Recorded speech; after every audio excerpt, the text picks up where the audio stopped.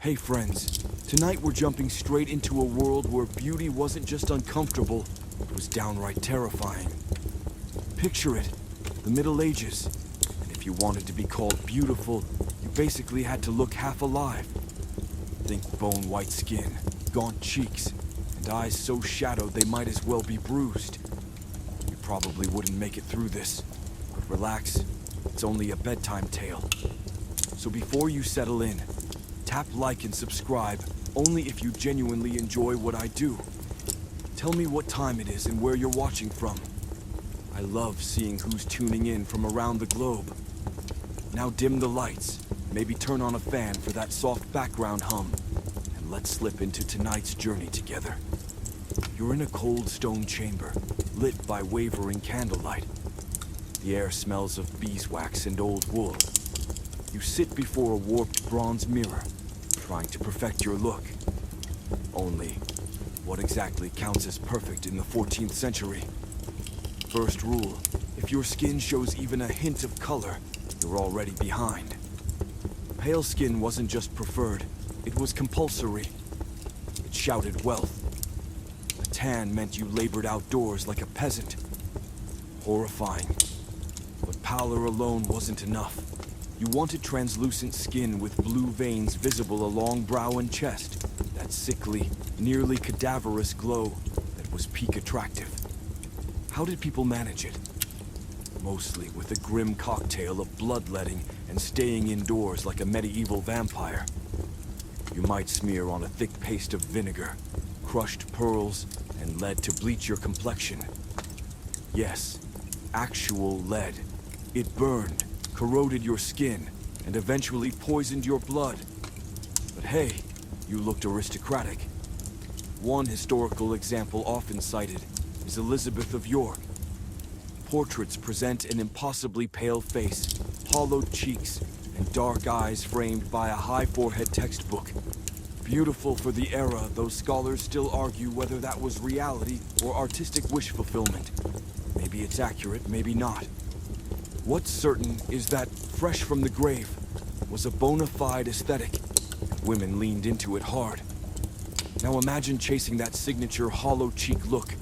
Before contour kits, people resorted to literal starvation. Wealthy women restricted food not only to stay thin, but to keep that slightly sunken, ethereal face shape. Some would suck lemon wedges or rub them on skin, hoping the acid would leach away plumpness. Sounds absurd, right? It's a real tip passed lady to lady. And don't forget the artist's hand. Medieval painters weren't aiming for realism. Faces were filtered through layers of religious ideals and class fantasy. Smooth, death-pale skin wasn't merely pretty. It was holy. Pure soul belonged in a flawless body. No blemishes, no color, no warmth. If you were lucky, the local painter added gold leaf to brighten your halo. Otherwise, you were destined to resemble a very fashionable ghost. Here's the odd, almost comic twist. While noble women struggled to look fragile and faint, peasant women were, alive sun-touched from fieldwork, strong-armed from hauling water, and rosy-cheeked from actual oxygen. To elites, this was appalling. To us, honestly, kind of refreshing. Still, the divide mattered. If a noblewoman picked up too much sun and darkened, the scandal could be real. She might lose status, or worse, be judged morally. Beauty and virtue were knotted so tightly that your face didn't just speak.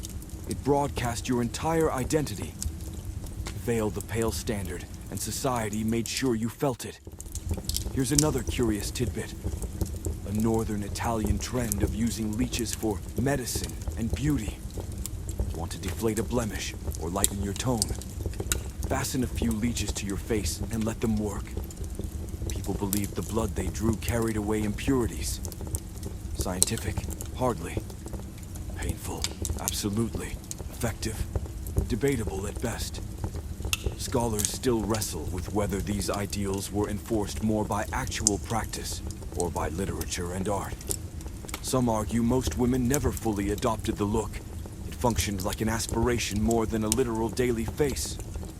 Others contend many upper-class women, especially at court, took the standards gravely and altered bodies and routines to match. Which side is correct? Hard to say. Diaries are scarce, and beauty wasn't discussed candidly. It was simply expected. But the cruelty of the system wasn't only in lead creams or fasting. It was in the silence. There was no escape hatch, no do-you movement. Refuse to conform, and you weren't just unfashionable, you were suspicious. Maybe sinful, maybe diseased, maybe both. So you stare into that blurry mirror. Your skin stings from vinegar. Your cheeks ache from hunger. The candle shivers and your reflection shifts. And then you remember the eyebrows. They had to go. Women plucked them until only a faint suggestion remained. Not because they loathed expression, but because brows were considered distracting, even vulgar. A woman's face was meant to be a clean slate, like a relic or statue. Emotions were messy. Emotions made you human, and being human wasn't exactly celebrated. It gets stranger. Some women didn't stop at removal. They dyed the scalp and the remaining fringe around the forehead to make the skin appear whiter by contrast. Imagine dusting just above the brows with chalk or powdered bone, so the whole face glowed with unnatural paleness. Not flattering, not realistic, just mandatory. None of it was painless. Infection was common. Tools were crude. Hygiene was suspect. And one slip could mean an open wound. Don't even think about pausing the routine. Let your hairline creep forward, and whispers began. Is she lazy? Has she lost her virtue? Maybe she's poor. Maybe worse. Not everyone bought in. In rural corners, many women ignored the trend. They had more urgent problems, like not freezing or surviving childbirth. But among nobles from Paris to London, this was the standard. Beauty wasn't just visual, it was a social contract. Break it, and you risked marriage prospects, reputation, even inheritance.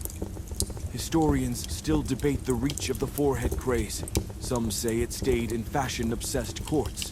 Others think it trickled into middle-class homes, where women imitated the elite from aspiration or desperation. The truth is probably somewhere in between. What's undeniable is that a high brow became cultural shorthand for femininity, virtue, and aristocratic grace. It's unsettling. In a world with so few choices, controlling appearance looked like agency, but even that was a trap.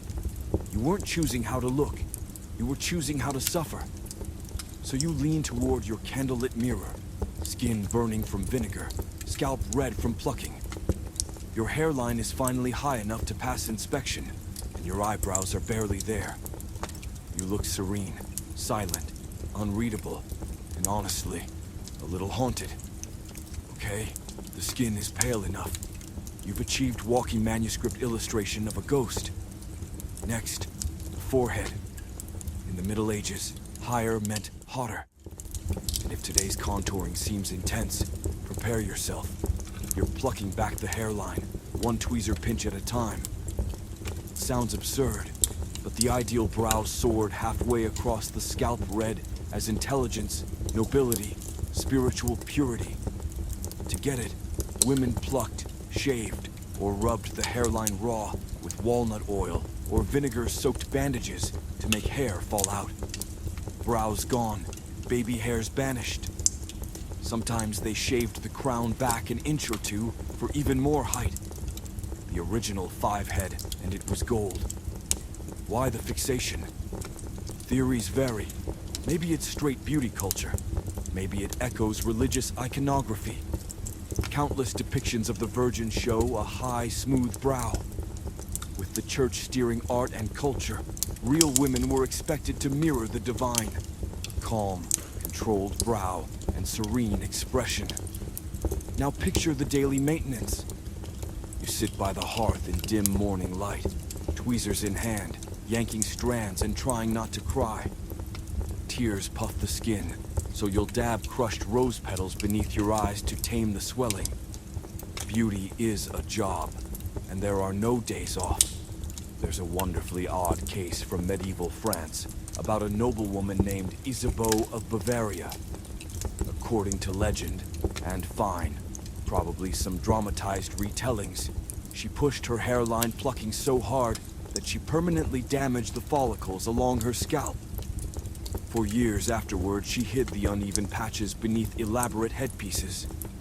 Those headdresses became so towering and heavy, they started causing neck problems.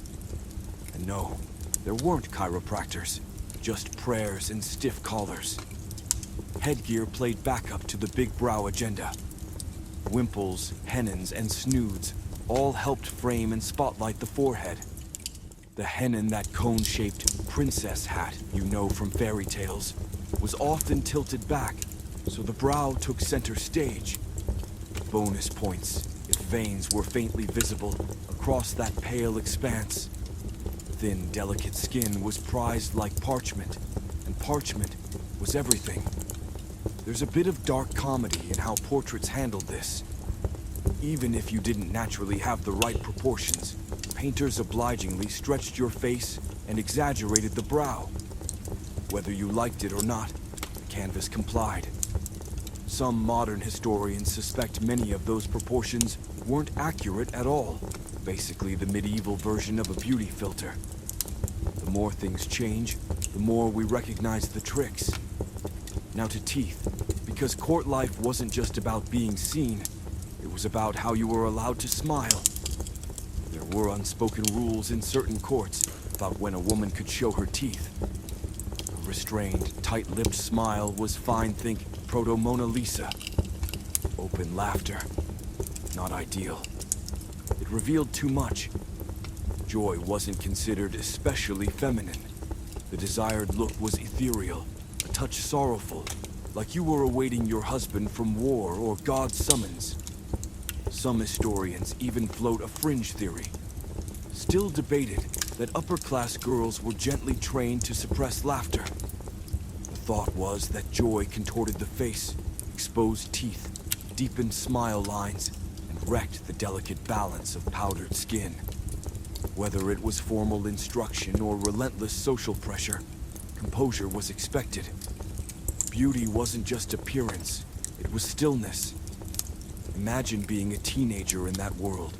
Your friends are trying to make their teeth seem smaller and less noticeable.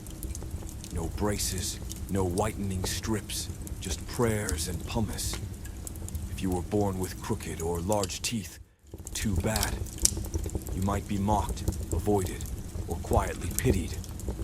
Wealthier families sometimes went as far as removing prominent molars to make a daughter's mouth look smaller. The pain, the risk of infection, all considered worth it for a stronger marriage prospect. Not everything was hopeless. A few rare beauty manuals tucked in monastic libraries suggested gentler care, rubbing sage leaves on teeth or sipping mint-infused wine. Honestly, compared to everything else, not the worst advice. Still, the quiet cruelty lingers. You were expected to shrink yourself. Your voice, your mouth, your appetite. The smaller you seemed, physically and metaphorically, the more perfect you became. So there you sit in your chamber again. You haven't smiled in hours. You chew fennel seeds between meals and scrape your teeth with crushed eggshells. You stifle laughter, even when something is truly funny. Because here, beauty isn't joy, it's discipline. And if your teeth ache, that's proof the system is working. By now, your forehead is the envy of noblewomen from London to Lubeck. You've sacrificed your eyebrows, your scalp, and maybe your sanity. But you're finally achieving the coveted look. Pale, unreadable canvas, ready to be judged from every angle. Don't think you can rest. We're heading deeper into the mouth of madness. Literally. We need to talk about teeth again. Tiny, discreet, delicately arranged teeth that rarely show, never grin too wide, and absolutely must not suggest you've ever chewed anything harder than a grape. In the unwritten rules of medieval beauty, the mouth was a paradox. It had to exist, obviously, but it shouldn't do much. No loud laughter, no toothy smiles, no yelling across the courtyard because your goat escaped. Lips should stay closed, modest, mysterious. As for teeth, smaller was better. Ideally, they were white, small, evenly spaced, and invisible 90% of the time. If someone actually saw your teeth, you were performing femininity incorrectly. This wasn't just style, it carried moral weight. A small, closed mouth signaled modesty and self-control. A wide mouth or large teeth suggested gluttony, vulgarity, even sexual looseness.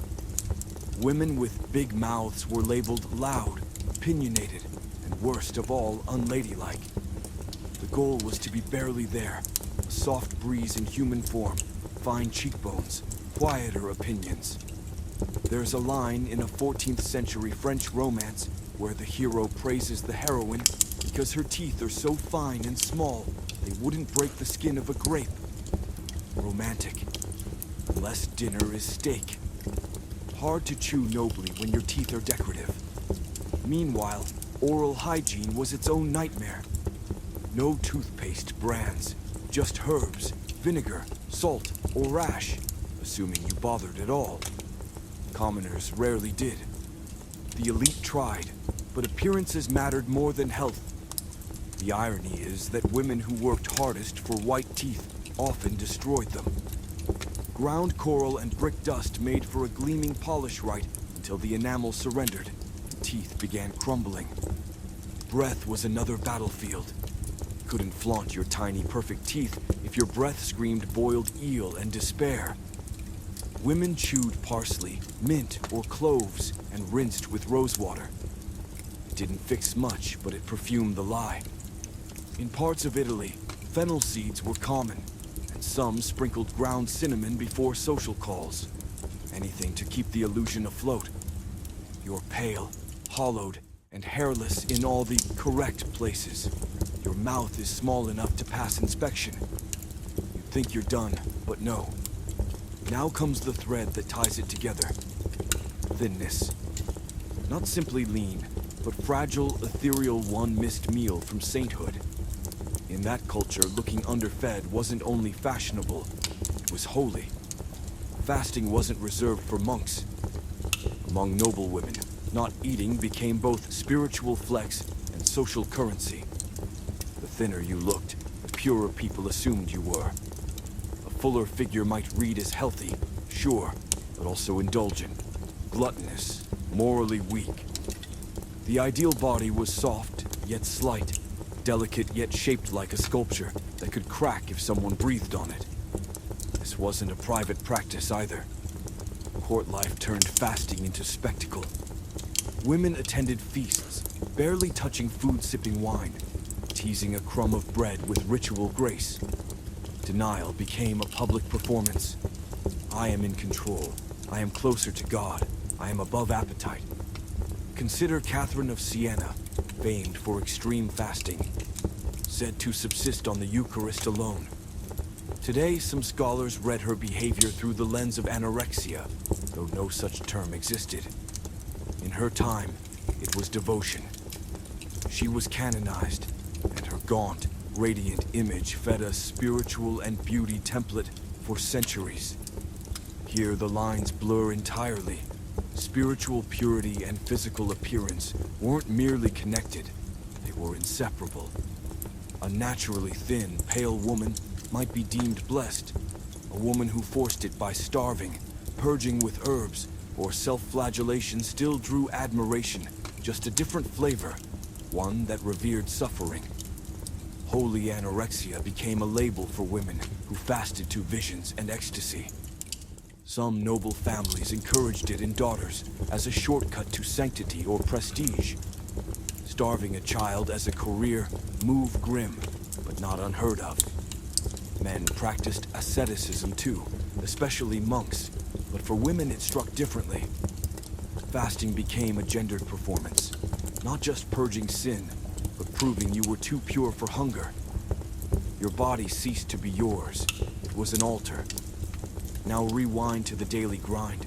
You wake in a cold chamber where the fire roars, but barely warms. A maid brings breakfast, stale rye, and goat's milk. You wave it away. You're fasting, which often means keeping up appearances. Your head throbs, your limbs weaken. You smile gently and carry on. You faint during morning prayers. Everyone pretends not to notice. In your circle, there's an unspoken contest. Who eats least? Who goes longest?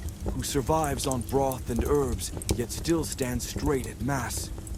It's brutal, it's isolating, and it's praised. Fashion reinforced it. Gowns cinched tight across the ribcage, highlighting narrow waists. Lacing served as early corsetry. Some dresses had no give, barely allowing a full breath, much less a hearty meal. The silhouette was long, narrow, reed-like. Gentle curves were acceptable, but the stomach must lie flat, the ribs discreet. Your figure needed to whisper, "I live on air and prayer." Scholars still argue the reach of these standards. Did all noble women really starve themselves? Or did male poets, clerics, and artists exaggerate ideals and project fantasies onto women's bodies? There's truth in that charge. Much of what we read is second-hand men writing about women, painters idealizing saints, moralists praising devotion while real lives suffered. Yet the physical traces, tight-laced remains, letters, scraps of advice, suggest many women lived under these rules day after day. Class lines mattered. Peasant women couldn't afford to fast, nor were they expected to. Their lives demanded calories, fields, childbirth, relentless labor. But the higher you climbed socially, the emptier your plate needed to look. Irony upon irony. The wealthy had abundant food, and one praise for pretending not to want it. Here's a grotesque little detail. Some women would chew and discreetly spit food into napkins to avoid swallowing court-approved disordered eating centuries before we had a name. So here you are again, at dinner in a candlelit hall. Your lord carves roast pheasant. The aroma knots your stomach. You sip watered wine and perform indifference. Your bodice is tight against your ribs. You haven't eaten properly in days, but everyone compliments your lightness and grace. You sway slightly. Someone leans in. You look radiant tonight. You offer a faint smile. You're starving, and that's the point. You've erased your eyebrows, shrunk your mouth, and stopped eating. Still, we haven't reached the final, most impossible demand of medieval beauty. Purity. Not only cleanliness of body, but the big one, virginity. And not the complicated real-life version, an idealized fantasy woven from dogma, courtly poetry, and wishful thinking. The virgin ideal. A truly beautiful woman wasn't just pleasing to the eye, she had to seem untouched by desire. If married, ideally she still looked virginal. The standard was ethereal and unreachable, graceful yet utterly innocent, mysterious yet morally transparent. A walking contradiction, draped in expensive cloth. Religion sat at the core. The Virgin Mary was model and mirror, perfect woman, obedient, gentle, selfless, eternally unblemished. Artists and poets bent themselves around her image until it became the template for womanhood. Real women, messy, thinking, breathing humans were forced to fit that mold. Pale, passive, pure. Put yourself there. You're 13, maybe 14. Marriage negotiations looming. Your mother has taught you to walk modestly, keep your eyes lowered, speak softly unless addressed. You've learned how to sit with ankles crossed, how to say no with an angelic confusion that won't offend. Passion of any kind is suspect. Even your dress performs the paradox. Modest cut, extravagant fabric. Your hair is veiled not just for fashion, but because loose hair signals temptation. The more covered, the more good you appear. Modesty wasn't merely suggested. In some places, it was law. Parts of medieval Italy enforced rules on how much skin unmarried women could show, purity policing written down. Agnes of Rome, canonized for refusing marriage and defending her chastity to death, became a lesson for girls. Innocence as moral supremacy. In art, she appears with a lamb and a face so still it borders on sedated. That was the vibe to imitate.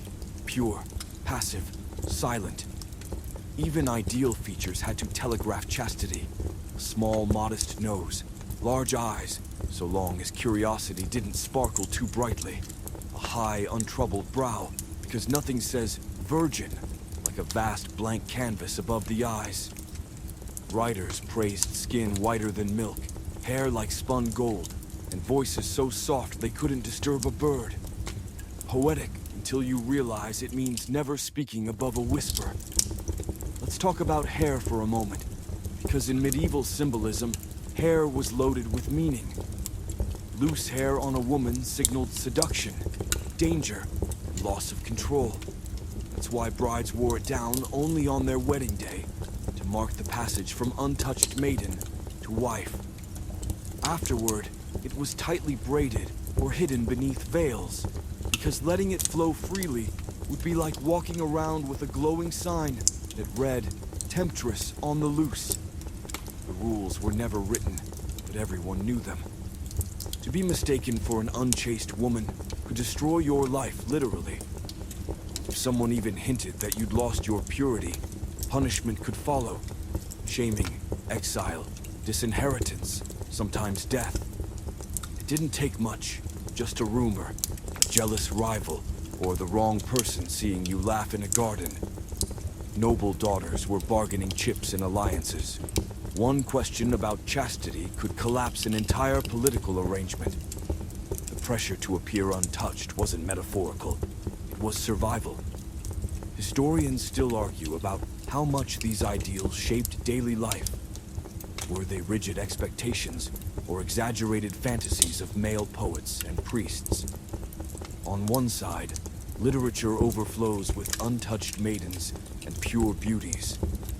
On the other, evidence shows that women quietly learned to navigate and even exploit these standards. Some traded on reputations of virginity to gain leverage. Others faked it through herbal remedies, or, in extreme cases, minor surgical procedures. Yes, some midwives learned to restore virginity with herbs or stitches, medieval hymenoplasty style. It wasn't common, but reputation meant everything. Yet, even under all that pressure, women still found ways to live. They laughed, flirted, whispered secrets behind veils, wrote poems and love letters in margins of prayer books. They weren't saints or shadows. They were human beings working the system in the only ways they could. But always carefully, because in that world, one rumor could end everything. So there you sit again, in a garden under the watchful gaze of a chaperone. Your hands folded neatly, eyes lowered, posture perfect. You're 13, but you already know the script. Be beautiful, but not too much. Innocent, but not foolish. Visible, but silent. Behind a hedge, you hear another girl giggle with a page boy. You freeze not from jealousy, but from fear. You know how fast that story could spread. In this world, a single whisper could become your legacy. You've mastered the Holy Trinity pale, quiet, virginal, but one piece of the puzzle remains. Your hair color. It's not random decoration. In the medieval hierarchy of beauty, it could determine your destiny. And if you were aiming for the elite ideal, only one hue truly counted. Blonde. Not warm, honey blonde, or rustic amber, but shining strands of light, golden enough to glow like a halo in candlelight. If you weren't born with it, too bad. You'd have to create it, no matter the cost. The obsession didn't appear out of nowhere. In Europe, golden hair became shorthand for purity, youth, and heavenly grace. Artists painted angels and saints with bright flaxen locks, even when depicting women from places where that coloring was rare. Blonde meant divine, delicate, and tragically beautiful, because of course the fragile and doomed were always most admired. For brunettes and redheads, this was a problem. The solution: a series of home-brewed horrors disguised as beauty rituals. One method involved soaking your hair in lye, alum, and, yes, stale urine before sitting in the sun for hours. It didn't always work, but when it did, you got straw-colored hair and a chemical burn to match. Another recipe from 15th century Italy called for saffron, lemon juice, and goat's urine, applied before sunbathing in a hat with the crown cut out so only the hair cooked. The result: brittle fried strands that smelled like a barn, but with just enough golden shimmer to pass. Wigs? Rare, expensive, and frowned upon as deceptive. Instead, some women wore sheer veils, tinted with golden dyes to mimic blonde highlights. A safer illusion, but not enough for perfectionists. They wanted shimmer, the glow of sanctified beauty. If it cost them their scalp, so be it. Take Lucretia Borgia. Though technically early Renaissance, her legendary golden hair was so admired that locks of it were sent as diplomatic gifts. People debated whether it was natural or bleached, but the message was clear. Golden hair meant influence. It turned women into icons, or at least into wives of powerful men. Of course, that ideal left whole populations out. Dark-haired women, especially from Southern Europe or the Middle East, were cast as dangerous seductresses in poetry and art, the dark temptress versus the angelic blonde. The bias wasn't just aesthetic. It carried racial and cultural undertones that echoed through centuries. Romantic literature fueled it further. Courtly love songs and troubadour poetry obsessed over fair-haired ladies with sad, distant gazes. Men serenaded them, fought for them, died for them. Naturally, women tried to copy those heroines, even when they knew it was fiction. There's even a tragic case from 14th century England where a noblewoman blinded herself with bleach while trying to match a portrait's golden shade. The consequences weren't always so dramatic. For most, the damage was gradual hair loss, infected sores, constant pain, and that unforgettable odor of lye and vinegar. Still, the symbolism outweighed the suffering. You weren't just lightening your hair. You were bleaching your very identity to align with a myth. Historians disagree on how far this pressure reached. Some say it stayed confined to aristocratic courts. Others argue it trickled down into merchant households, especially in cities like Venice and Florence, where image was currency. Even men contributed, writing endless verses to sun-haired maidens and golden angels, setting a bar women were expected to meet. So now, back in your chamber, you sit by the open window, scalp stinging. You've followed the recipe from that whispered beauty manual. The sun beats down through the open circle of your straw hat. Your hair steams. You smell faintly of lemons and livestock. A servant fans you lazily while you wonder whether the dizziness is vanity or fumes. Later, at court, a candle catches your hair just right. It gleams. Someone glances your way. You think, maybe this suffering was worth it. Then another person turns to look, and you force a faint smile, careful not to scratch, because your scalp still burns like fire. At this stage, it's clear medieval beauty wasn't about appearing alive. It was about looking like you were slowly vanishing. And yet, for all this obsession with frailty and purity, there was one glaring contradiction left. The smell. Because while everyone aspired to look heavenly, reality stank. Welcome now to the less glamorous side of medieval beauty, the world of smell. Beneath all that lace, lead, and virtue, things got ripe. Baths were rare, sweat was constant, and the human nose was doing daily battle for survival. The myth says medieval people never bathed. That's not entirely true. They did, when they could. But among the nobility, cleanliness wasn't really about hygiene. It was about optics. You had to seem clean, not necessarily be clean. For noble women, the goal was to smell pleasant and floral, but without getting wet. Actual bathing was seen as risky. Doctors of the time claimed that hot water opened pores, letting in disease or sin, and church officials warned that long soaks could weaken morals as well as fertility. Because apparently, according to medieval science, your bathtub might just invite the devil himself. So instead of washing, women perfumed obsessively. They used rose water, lavender oil, crushed violets, and spiced vinegar. They stuffed their underclothes with dried herbs like mint and thyme, turning their corsets into wearable sachets. Laundry helped too. Linen undergarments and veils were washed often, more than the body itself, so at least the outer layers smelled presentable. Then came the scent accessories, pomanders, tiny perforated balls filled with aromatic resins, and perfumed gloves or neck garlands laced with oils. These weren't just for decoration. They were survival gear for the nose.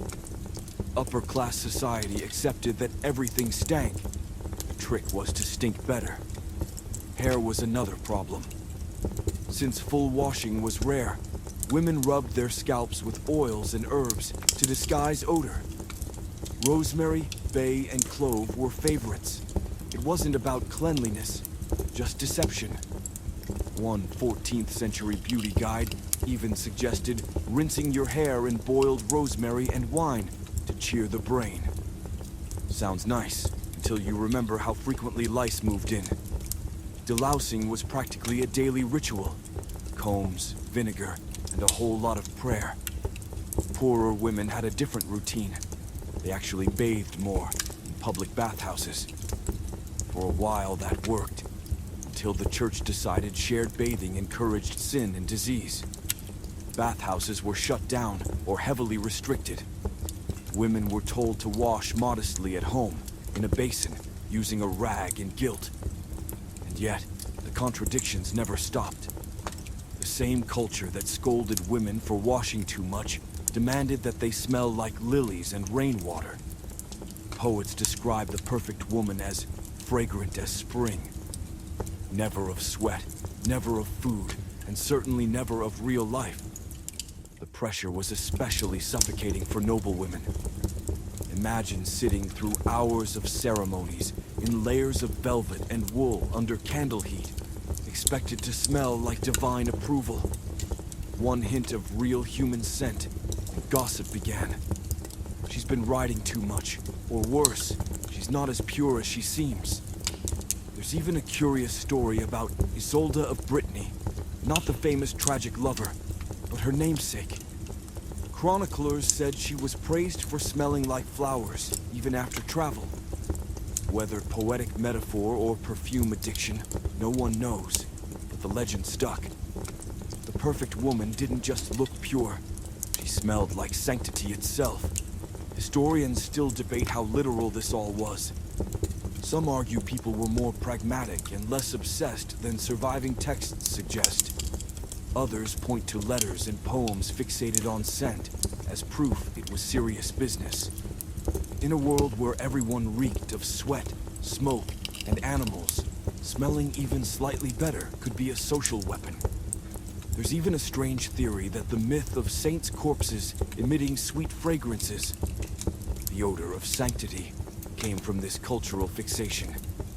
If even dead holy women were supposed to smell like roses, what chance did the living have? So, morning again. You stand near the hearth, rubbing lavender oil into your wrists. Your maid combs your hair carefully, pulling out whatever took up residence overnight. You dab rose water on your neck, tuck a sprig of mint into your bodice, and breathe in.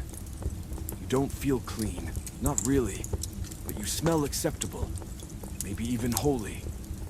Later in court, a knight passes close by, pauses and whispers, "You smell like the first day of spring." You smile faintly, You're sweating under 6 layers of fabric, your scalp itches, and you haven't seen a real bath in weeks. But no one has to know. And just when you think that's enough madness, we descend one step deeper into the most dangerous beauty ritual of all, makeup. Because nothing says holiness and health quite like smearing your face with poison. Let's open your little wooden cosmetics chest. Inside are jars, powders, and pastes that could double as ingredients for a murder mystery. Tonight we're entering the glittering, deadly world of medieval makeup, where beauty was painted with arsenic, polished with mercury, and sealed with lead. The most famous of all these concoctions was called ceruse, sometimes written Sousa. It sounds elegant, like something you'd find in a Paris boutique, but in truth, it was a thick white paste made of vinegar and white lead, aged until it turned creamy and smooth and lethal. Women smeared it on to achieve that ghostly, no blood circulation look that shouted wealth and holiness.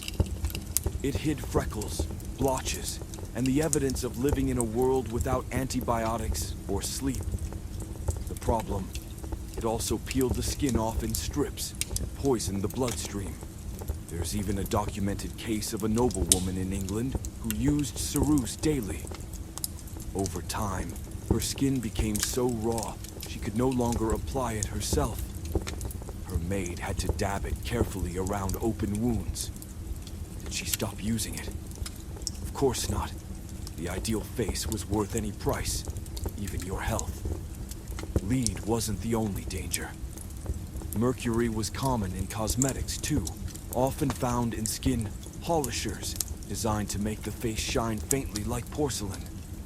The mixture tightened the skin temporarily, but caused tremors, madness, and tooth loss with prolonged use. Apothecaries sold these creams as luxuries, and women paid in coin and sanity. Rouge for cheeks and lips was another favorite. Some versions were made from plant dyes like cochineal or crushed berries, but the most long-lasting recipes included mercury sulfide, also known as cinnabar. It gave a perfect flush that didn't fade, mostly because it embedded itself into your skin. A touch of life painted over death. To define eyes, women used soot mixed with animal fat, or sometimes ground antimony, another toxic mineral. They applied it with sharpened sticks or tiny brushes, trying to imitate the deep-shadowed eyes seen in devotional paintings. The goal wasn't to look seductive, but spiritual, as if your eyes had seen visions. The strangest part, people knew some of these ingredients were harmful. They just didn't care. A beauty manual from 15th century France casually warns that lead may cause the skin to weep, but assures readers that a little weeping is a small price for elegance. Another Italian text advises women to take milk baths between uses to refresh the flesh, a quaint way of saying, try not to die from it yet. Of course, makeup wasn't for everyone. The church frowned on it, seeing cosmetics as deception, a kind of vanity that lured men and defied divine order. Priests preached that painting the face was painting lies. Yet noble women continued anyway, coating their faces for the same reason courtiers wore armor: protection. A flawless complexion was a kind of social armor, proof that you belonged among the chosen few. Imagine the ritual. You sit at your dressing table, candles flickering, the smell of vinegar and metal filling the air. Your maid stirs a small pot of lead paste until it glistens. She smooths it across your cheeks, careful to avoid the sores from yesterday's layer. You dust a bit of ground pearl on top for shimmer, then pinch your lips for color. You glance at the mirror and see not a human face, but a porcelain mask, pale, serene, unreachable. It's both horrifying and strangely poetic. In a society where women had little control over their lives, painting their faces became one of the few ways to assert identity, even if it meant poisoning themselves slowly. Beauty was survival, and survival meant endurance.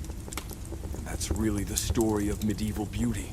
Not glamour, but suffering disguised as grace. Every pale forehead, every plucked brow, every ounce of lead whispered the same message. To be perfect, you had to hurt. To be admired, you had to erase yourself. Now the candles are burning low. You look at your reflection one last time. Skin luminous, veins faintly visible, lips tinted red as spilled wine. You look fragile, divine, and utterly unreal. Outside, the night air is cold, but you don't feel it anymore. The mask holds. The story ends. Beauty standards wait for no one. She simply increased the dosage to hide the very damage the product caused. A vicious cycle centuries before Instagram filters. Lead wasn't the only villain. Mercury, too, had its moment in the spotlight. It appeared in spot removers meant to fade blemishes, age marks, or any trace of sun. The cream went on at night, often with a mask or a cloth wrapped around the face so it could work its magic. Magic here meaning nerve damage, tremors, hallucinations, and eventual organ failure. But sure, anything to erase that one freckle that catches the light the wrong way. Now you're probably asking, did everyone use this stuff? Lead numbers and mercury-based creams mostly belong to the elite, costly, and tricky to make. But where nobles led, others followed. Merchant-class women copied the look with weaker mixes, chalk and flour pastes, or ground alabaster with egg whites. None of it was friendly to skin. All of it seeped into pores and likely shaved years off a life. What's both fascinating and unsettling is how tightly these concoctions were tied to morality. Smooth, white skin was more than pretty. It signaled virtue, wealth, a soul unsullied by worldly sin. Women with scars, moles, or tans were viewed with suspicion. People believed outer beauty mirrored inner goodness. A clean white face meant a clean white soul. It's the original, good vibes only, aesthetic, enforced with death paste. Wait, it gets worse. If your skin began to show side effects from the poison you wore daily, you were expected to hide that too. Blistering. Reach for rose water mixed with crushed pearls. Skin turning sallow or gray. Time for rouge. A toxic red made from cinnabar, mercury sulfide. Yes, one poison to veil another. Eventually, your routine became slow-motion chemical warfare across your face. There's a strangely charming footnote. Some women, especially in remote places, used homemade masks of bread dough, honey, or even snail slime. Yes, snails. People thought snail mucus rejuvenated skin. Wild as it sounds, modern high-end skincare uses snail mucin, so medieval ladies may have accidentally nailed that one. Still, exceptions aside, beauty was a ritual of slow decay. Morning, scrub with vinegar and salt, smear on lead paint, dab on something questionably red, powder with rice flour, then pray it lasts through mass and midday gossip. By evening, your face felt like a dried lake bed, cracking with every blink, every smile, every whispered update about whose cousin fell for a monk. Of course, the loop never ended. Once you washed it off, your real skin looked worse, more sallow, more irritated, more human. You had no choice but to begin again the next day, and the next, until your skin had nothing left to give. Scholars still debate whether these cosmetics served beauty first or social control. Some argue the worship of pallor and perfection reinforced hierarchy. Nobles above peasants, women beneath everyone. Others say women used paint to reclaim a sliver of agency in a world that allowed them little by shaping a myth of themselves, even if the myth was killing them. And how did men fit in? Noblemen rarely wore makeup, unless on stage or very, very French. They praised, policed, and defined what women should look like. Artists painted impossibly smooth faces, Poets sang of porcelain skin and berry lips, and clerics condemned vanity unless it happened to be beautiful. Hypocrisy, impeccably dressed. So back in your room, you open the small wooden box. Inside, your ceruse, your powdered cinnabar, your chalks, your oils. You face the mirror. Blotches here, burning cheeks there. You dab, blend, smooth. You build the illusion, health, virtue, perfection. Later, walking the halls, someone murmurs, "Your skin is like ivory." You smile and try not to think about how by 35, your teeth may loosen and your bones ache for reasons no one yet understands. For tonight, you glow. You're ready to make the entire court believe you're too delicate for this cruel, cruel world. This ideal wasn't merely about looking unwell. It hinted at something deeper. A woman who seemed physically fragile was assumed emotionally sensitive, artistically inclined, spiritually advanced. Men wrote verses comparing their loves to fading roses, melting snow, ghostly maidens. You weren't meant to belong to this world. You were meant to seem like you were barely enduring it. Here's the eerie twist. The beauty of the sickly look blurred the line between life and death. Women were sometimes likened to corpses in love poems. She lay still as marble, one wrote. Her breath so light, it stirred not the air. Romantic, also terrifying. But that was the mood, not just passive perishable. A telling example comes from the Burgundian court, where pallor and sorrow became competitive sport. Ladies fainted at services, swooned at dances, and revived just in time to offer a trembling smile. One noblewoman boasted she drank only rosewater for a week before a great banquet, so her skin appeared bloodless and divine. She didn't eat. She barely moved. She made an impression. Scholars still argue how much of this was performance versus real illness. Medieval Europe teemed with disease and poor nutrition. Many women were truly unwell. Society, instead of confronting that, aestheticized it. The boundary between sickness and style blurred until real health problems were treated like accessories.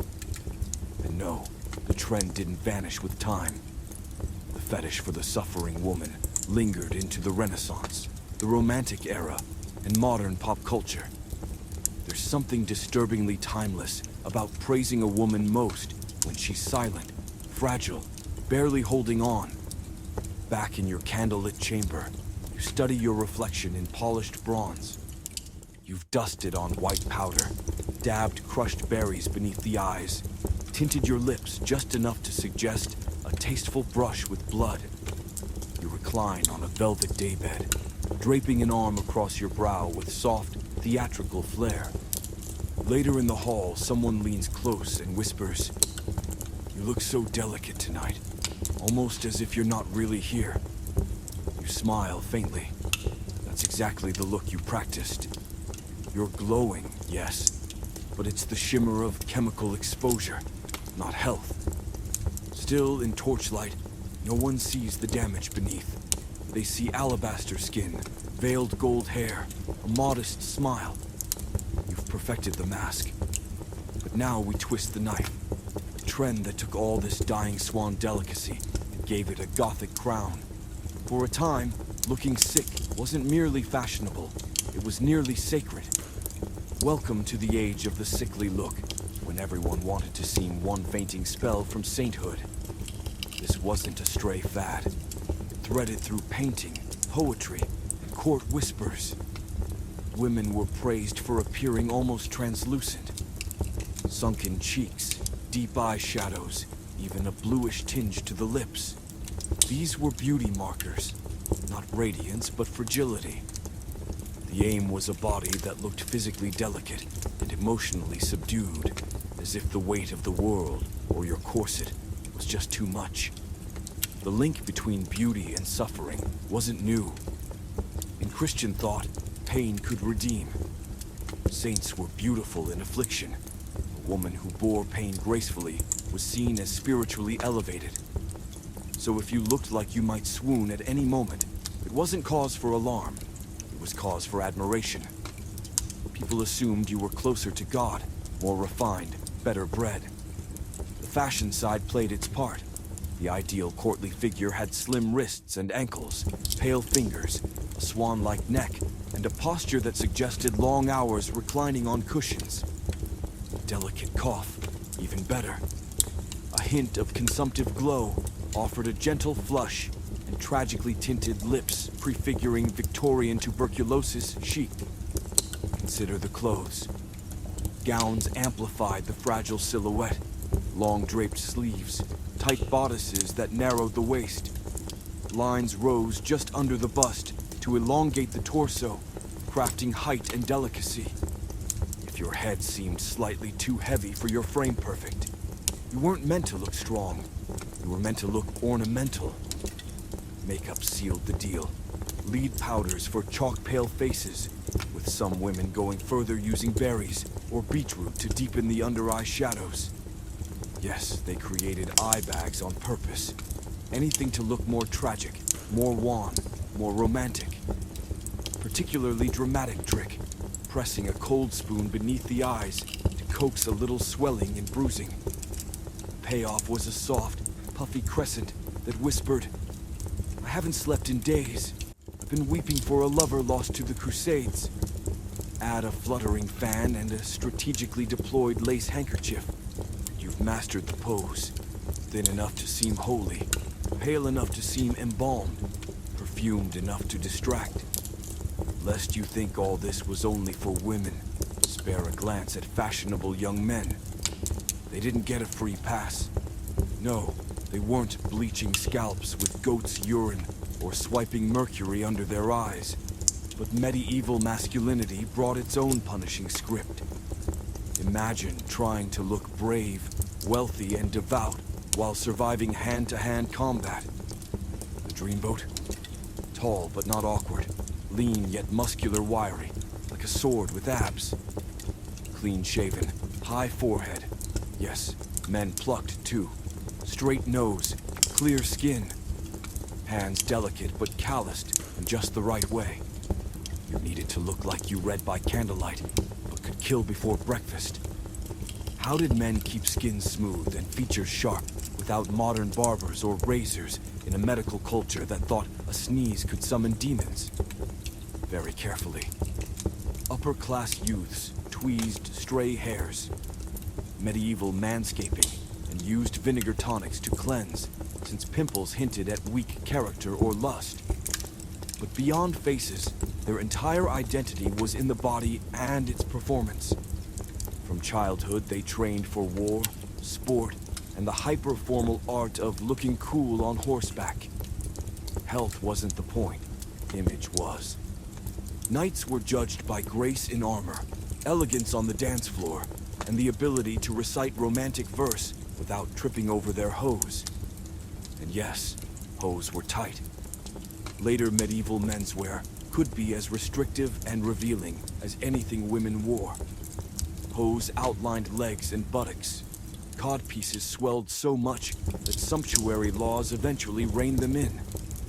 A well-dressed man might spend as long as any lady getting ready smoothing hair, adjusting his doublet, calibrating colors.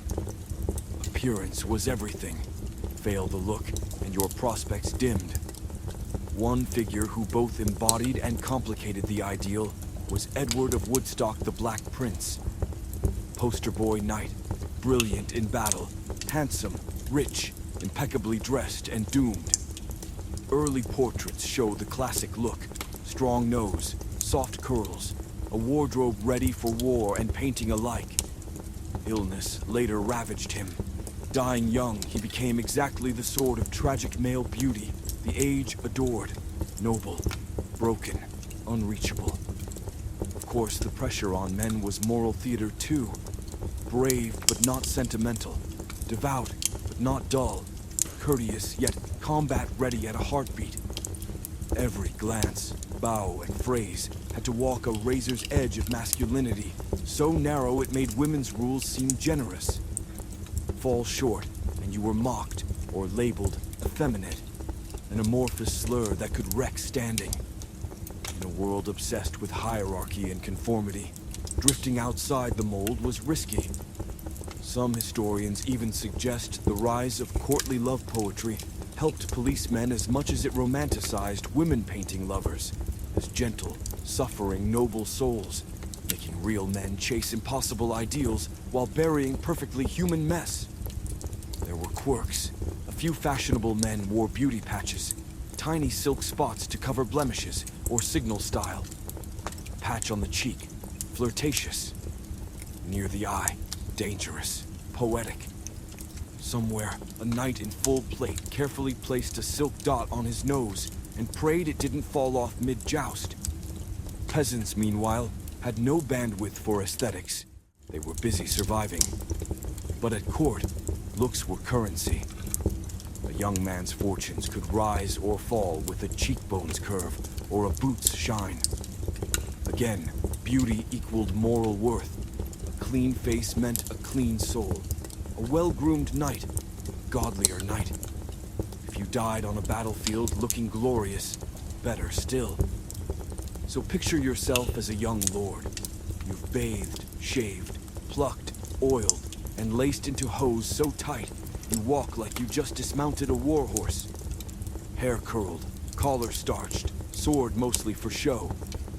You stride into the great hall where ladies flutter fans and men hide their fatigue. Someone claps your back, looking sharp like a painting come to life.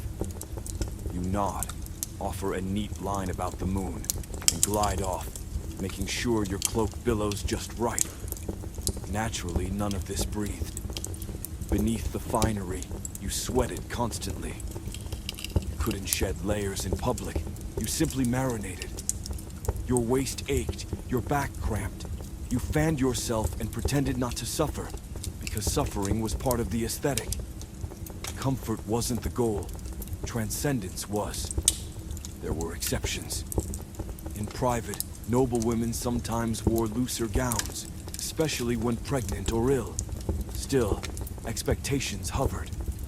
If guests appeared, you tightened laces and donned a veil. Your body was a billboard. Every line and crease meant something to someone. Some girls meant lacing by 12, not always tight at first, but gradually snugger as expectations mounted. The message: start early, learn to endure, become one with the cage. Scholars still wrangle over harm. Some say early bodices were milder than later corsets. Others point to warped ribs and compressed lungs in noble remains. The truth likely sits between. Not everyone suffered equally. Suffering came bundled with the role. Pressure wasn't self-generated. Parents, suitors, clergy, court, everywhere it pressed in. Girls didn't just decide to lace themselves breathless. They were taught, directly and indirectly, that their value rose as they grew smaller. The tighter the bodice, the more marriageable, the more angelic, the more admired. Back in your chamber, the maid draws the laces. You grip the bedpost and exhale. She pulls tighter. You try not to wince. Once cinched, she smooths the fabric and settles your overgown. It feels like armor stunning, heavy, exhausting. At court, you glide, spine straight, arms poised. You can't breathe deeply or pivot quickly, but you look exquisite. Someone whispers. She floats. You smile. You're not floating. You're held together by 30 feet of linen and other people's expectations. And because beauty policed every inch, your lips became their own battlefield. Color wasn't simple. Bright red, red as lively, earthy, lustful suspect. A faint pink could pass. Anything deeper drew side-eye from a priest. Cosmetics existed. Crushed berries, alkanet root, beet juice, wine residue, but using them risked labels. Vain, deceitful, demonic. Preachers said painted faces hid true natures, trapping men with false beauty. Lips being so close to the sins of speech and kissing were suspect by default. Folklore even damned a painted woman whose crimson mouth bled lies. Subtlety, it seems, was not the church's strong suit. Not everyone obeyed. In Burgundy and Venice, where fashion fenced with piety, a whisper of berry on the lips became a refined weapon. I am cultured, desirable, not vulgar. It was performance, like everything else, storytelling in pigment, balancing on the razor's edge between saint and seductress. Some noble households even used a coded system. Darker stains, applied lightly, for evening's candlelight turned them warm, not wanton. Guides advised a coat, a blot, then another layering, long before modern makeup hacks. Lip size spoke too. Small, pursed mouths signaled restraint, discretion, chastity. Full lips hinted at appetites of all kinds. A woman with generous lips might be mocked or quietly avoided. In one French case, a rival court exaggerated a lady's mouth in a portrait. The marriage talks collapsed, and she entered a convent. Her painted lips shouted louder than her real voice ever could. Smiling had rules as well. Closed mouth with lifted corners ideal. A visible grin suspect. Open laughter scandal. Emotion, especially joy, was read as immodest. Your lips were to hover between silence and suggestion. Some women used scented balms rose-waxed, clove-touched, honey-glossed to keep lips soft and inviting, without seeming forward. There's even a fringe notion that applying balm slowly, in someone's line of sight, doubled as flirtation. Perhaps he noticed, perhaps not. That was the dance. Debate continues on how common lip coloring truly was. Moralists wrote the records, not the women perfecting the art. The best lips were likely the best kept secrets. So there you sit at the vanity, dipping a finger into pomegranate balm, patting lightly just enough to catch the light. Blot with linen. Check the mirror. Close your mouth into the perfect soft line, not pout, not smirk, not smile. Later at the banquet, a glance drops to your mouth. You pretend not to notice and say nothing. By now you've powdered your face, starved your body, bleached your hair, maybe faked a swoon or two. You've committed. But it didn't end there. Long before the corset took the crown for beauty through torment, medieval women were already reshaping bodies with clothing. Tight-laced bodices, rigid kirtles, bone-stiffened layers that forced silhouettes drawn by patriarchy and pageantry. The corset proper would arrive later, but noble women were already living the laced-up, life-fitted coats and kirtles drawn tight to cinch waists and elongate torsos. These weren't pull-on garments. They required help, patience, and a vow to exhale for no one.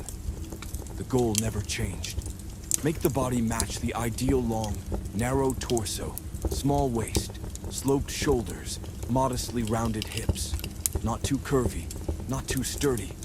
Just enough softness to suggest childbirth. Not enough to imply capability. Decorative, contained. The getting in wasn't elegant, twisting, breath-holding, trying not to gag while someone yanked laces. Cords dug into ribs, sides bruised if pulled too tight. Linen shifts helped with chafing. Barely, no elastic, no stretch, no mercy. One household record from the Duchess of Berry describes ladies spending up to an hour just on the torso. Garments were adjusted throughout the day, loosened for sitting, tightened for processions, to present a figure worth devotion. Translation: look like a saint strapped to wheels. In some cases, reinforcements, reed, whalebone, even metal stiffen the shape. Not corsets yet, but marching toward them. By the late 15th century, some bodices were so rigid you couldn't bend at the waist. You didn't sit, you reclined. Drop something, and you waited for a servant. Running? Out of the question. Movement wasn't beautiful, and that doesn't even cover the layers. Over the tight kirtle, one or two gown's outer garments weighing 10 or 15 pounds with embroidery, jewels, velvet sleeves sweeping the floor. The aim wasn't graceful speed, it was sanctified slowness. Slowness was beauty. Stillness was grace. Motion was for peasants. Laced, perfumed, pale as polished bone, you've done everything right. Or so you think. But none of this mattered unless people knew what it signified. In the medieval world, beauty was a resume, a moral verdict, a proclamation of class and character. Tonight we peel back the gilding to the harsher equation beneath. Beauty equals wealth equals virtue. It sounds absurd, but in a culture ruled by God, gold, and gossip, appearance didn't just attract suitors, it testified to your soul. Smooth skin meant cleanliness, physical and spiritual. Pale complexion. You didn't labor under the sun. You were preserved, refined, nearer heaven. Perfect posture, symmetry, white hands, dainty feet signs you were born to the right family, and thus, presumably, born good. This wasn't mere cultural fluff. It was doctrine. Theologians and philosophers wrote that beauty evidenced divine favor. If you looked good, God made you that way on purpose as a sign. Physically beautiful because morally beautiful. The reverse followed. Bodily flaws revealed flaws of soul. Imagine living under that. A crooked nose suggested cunning. A birthmark hinted at a curse. Too much hair begged a demon check. Even scars from accident or illness weren't neutral. They read as warnings. The body was believed to reveal inner truth. A terrifying standard. Money, of course, sat at the heart. Ideal beauty, like most historical luxuries, was expensive. Lotions, powders, gowns, veils, none cheap. Peasant women couldn't afford saffron rinses or imported scent. Many lacked mirrors, let alone time to study them. The ability to be beautiful became exclusive, a status symbol as loud as a coat of arms. Even traits linked to wealth. Thinness meant you didn't toil in fields. Fragility implied care and shelter. Long fingers showed you hadn't gripped tools. Smooth hands said you didn't need bread or scrub linen. The further from labor you stood, the more angelic your body appeared in the public imagination. Did people truly buy this? Absolutely. It was baked into the worldview. Artists elongated noblewomen and airbrushed flaws because that's what virtue looked like. Poets rhapsodized about alabaster brows and slender ankles, not just to praise beauty, but to assert goodness. One telling case hails from Eleanor of Aquitaine's court. Her ladies-in-waiting were chosen not simply for bloodlines, but for virtues, a polite code for young, thin, pale, and composed. Records described their beauty with the reverence given to relics poise, elegance, symmetry proof they were fit companions and moral exemplars. Here's the darkest thread. This logic didn't merely reward the beautiful, it punished those who couldn't perform beauty. Ugly or disfigured women were branded wicked witches, crones, temptresses in disguise. If you weren't beautiful, people didn't just pity you, they feared you. Unnatural, dangerous, possibly unholy. A 13th century Spanish incident records a noblewoman accused of witchcraft after a rival developed a facial rash. The reasoning, a good woman wouldn't be so afflicted. Though acquitted, her standing collapsed, not for what she did, but how she looked. Men weren't immune, though rules differed. A handsome knight was judged more trustworthy, a misshapen one, a trickster. Aesthetics doubled as a moral system, enforced through cheekbones and clear skin. Not everyone agreed. There were skeptics. Writers like Christine de Pizan, among the first European women to build a literary career, challenged the fusion of beauty and virtue. She argued women should be judged by their deeds, not their faces. Radical, right? She didn't win the war, but her words planted seeds that would bloom centuries later. Even now, scholars argue over how literally people believed this beauty equals goodness idea. Was it literal, symbolic, convenient? Probably all three. It made life simpler for the powerful and harder for everyone else, which is usually how these systems operate. Back in your chamber, you straighten your veil in the mirror. Your skin is dusted pale, your cheeks softly flushed, your posture flawless. But tonight you feel it, a low hum of anxiety under the silken layers of meaning. You've been watched all day, assessed, praised, and silently judged. A maid brings a letter. A suitor has written a poem. He calls you an angel of form and faith. You smile as expected while reading, but you wonder if your skin were scarred, if your body different, if you laughed too loudly or frowned too often, would he see an angel or only a woman? You've spent the day sculpting yourself into a living statue of virtue powdered, veiled, polite, ghostly pale.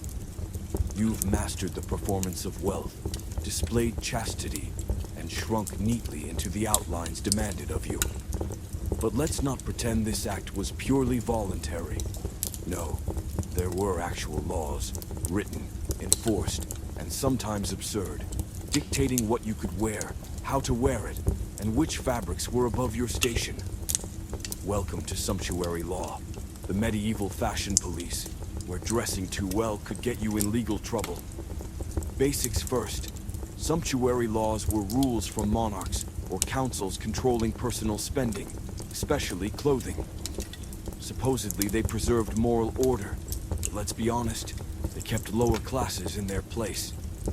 You couldn't wear silk just because it shimmered nicely. You had to earn silk by birth, marriage, or divine appointment. Dress above your rank, and it was considered fraud via fabric. For example, in 14th century Florence, merchant-class women were barred from belts of gold or silver. In England under Edward III, anyone below a knight's daughter was forbidden fur. Let that sink in. You could freeze in a vicious winter, but if your father lacked land, you'd better shiver in wool. If you wore fur anyway and got caught, you might be fined, shamed, or stripped of the garment on the spot. Few things uphold hierarchy like public undressing. Then came color restrictions. Certain dyes, Tyrian purple, saffron yellow, were so costly and symbolic that only elites could wear them. Blue, linked to the Virgin Mary, was often reserved for nobility or clergy. Red was trickier. Deep reds read regal. Bright reds flirted with sin or sensuality. A crimson gown might signal power or scandal, depending on the viewer. It wasn't just what you wore, it was how much. Layering mattered, and more layers meant more affluence. But too many layers, too much embroidery, too many jewels, and suddenly you were vain, or worse, proud. And pride, as everyone knew, was a shortcut to damnation. It was a constant balancing act. Display enough beauty to look virtuous, but not so much you seemed arrogant. Heaven forbid anyone thought you enjoyed looking nice. Even headwear was policed. The hennin, the iconic cone, was so tied to the aristocracy that some towns banned it among the bourgeoisie. Imagine fines for a hat being too pointy. Certain cities employed clerks to roam the streets, noting who wore what, a medieval Joan Rivers citation book in hand. One bizarre Venetian case fined a woman for pearls sewn into the lining of her sleeves hidden inside. The logic, concealed luxury still nurtured pride, even unseen. Policing intention fashionable thought crime. These laws didn't only target upwardly mobile commoners, they targeted women.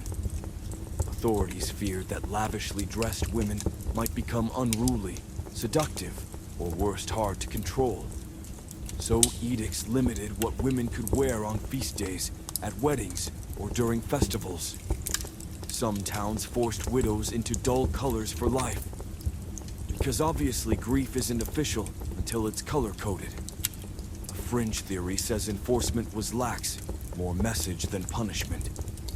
Sometimes, yes. But elsewhere, crackdowns were real and public. officials patrolled markets and churches for infractions. Tailors could be fined for making clothes above a client's station.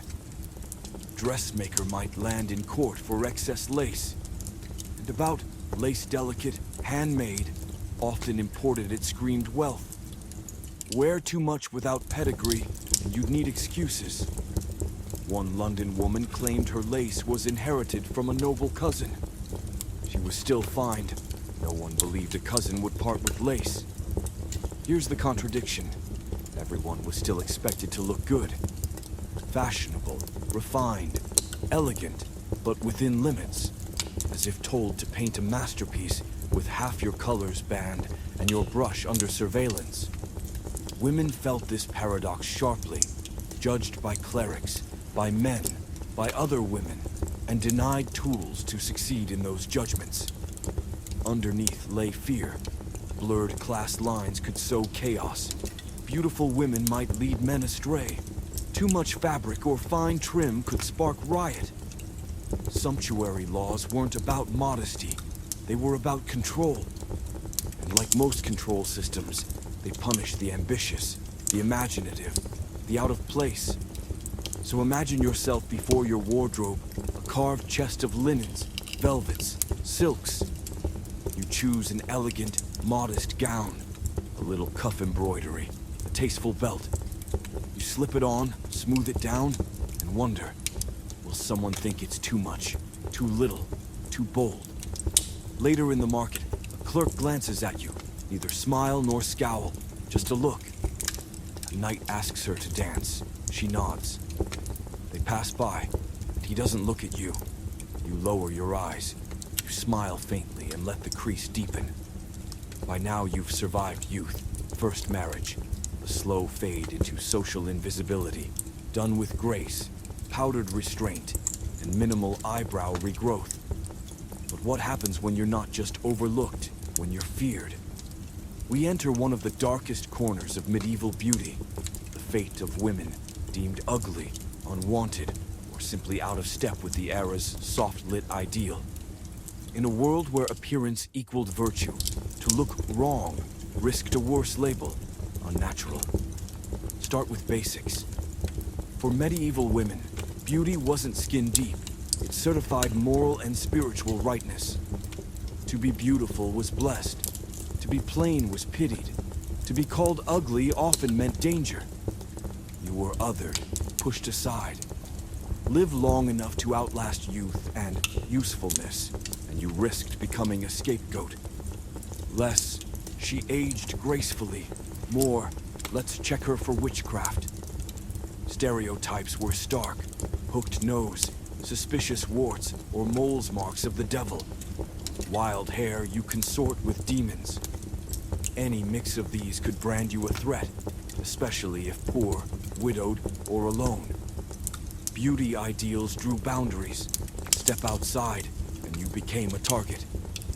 A chilling 15th century German record tells of Hilda, a midwife with a sharp tongue and wild hair. After a noblewoman's child died in birth, Hilda was blamed not for actions, but appearance. Unkind features, sharp bones, evil squint as evidence. Accused of witchcraft, tortured, executed. No mention of medical fault, only her face. That's the horror. Society was unkind to nonconformists. It was ruthless to defiers. An aging widow with a bent spine drew whispers. A woman scarred by illness found herself avoided. A girl born with a birthmark was warned it was the devil's kiss before she could spell her name. People didn't just fear ugliness, they interpreted it. Everything was symbolic. The body supposedly displayed the soul.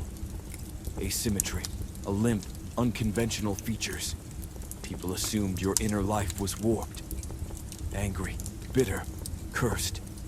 Women bore the brunt. A 14th century theologian even wrote that unsightly women shouldn't speak publicly, as their voices were as jarring as their faces. Charming. Cruel as it sounds, it was reality in a time when silence, modesty, and loveliness were twisted into a single rope you were expected to hang your life upon. One quirky, yet heartbreaking coping mechanism was the beauty confessional. Private letters or diaries, rare but real, where women listed perceived flaws. Dull eyes, coarse hands, confessed like sins, as if lack of beauty required penance. Imagine apologizing in evening prayers for uncooperative cheekbones. Yet women adapted. Some leaned into outsider status. Folk healers, herbalists, cunning women, often on society's edges, turned fear into power. If feared already, why not make it useful? They wrapped themselves in mystery, delivered ominous advice, lived just far enough from the village to keep visitors uneasy. Ugly became other, other became useful, until it became fatal. Irony, traits feared in witches, dark hair, arched brows, intense gaze were praised in courtly poetry when attached to the right woman. A duchess with sharp eyes was a fierce blossom. A peasant widow with the same eyes was a serpent. Same features, different story. Class and context wrote the caption. Medieval beauty was never just aesthetics.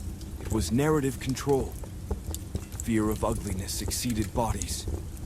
A woman, loud, assertive, opinionated, one who refused to shrink, was branded ugly in spirit. She disrupted the illusion that women should be seen and scarcely heard. Do it past 25, and you were bitter, dangerous, unnatural witch bait. Even the church piled on. Female saints were described as surpassingly beautiful, while sinful women were either seductively radiant or grotesquely hideous. No middle ground. Sermons warned that evil women wore faces of angels or devil's translation. Trust none, especially those whose faces show they've lived. Habits of holy suffering spread. Cutting meals, hard beds, refusing comfort for spiritual elegance. Some wore tight cords around waists, not as fashion but as symbols of bodily denial, corset of faith. Margaret of Cortona wore a spiked chain under her dress, her body permanently marked. This too was beautiful.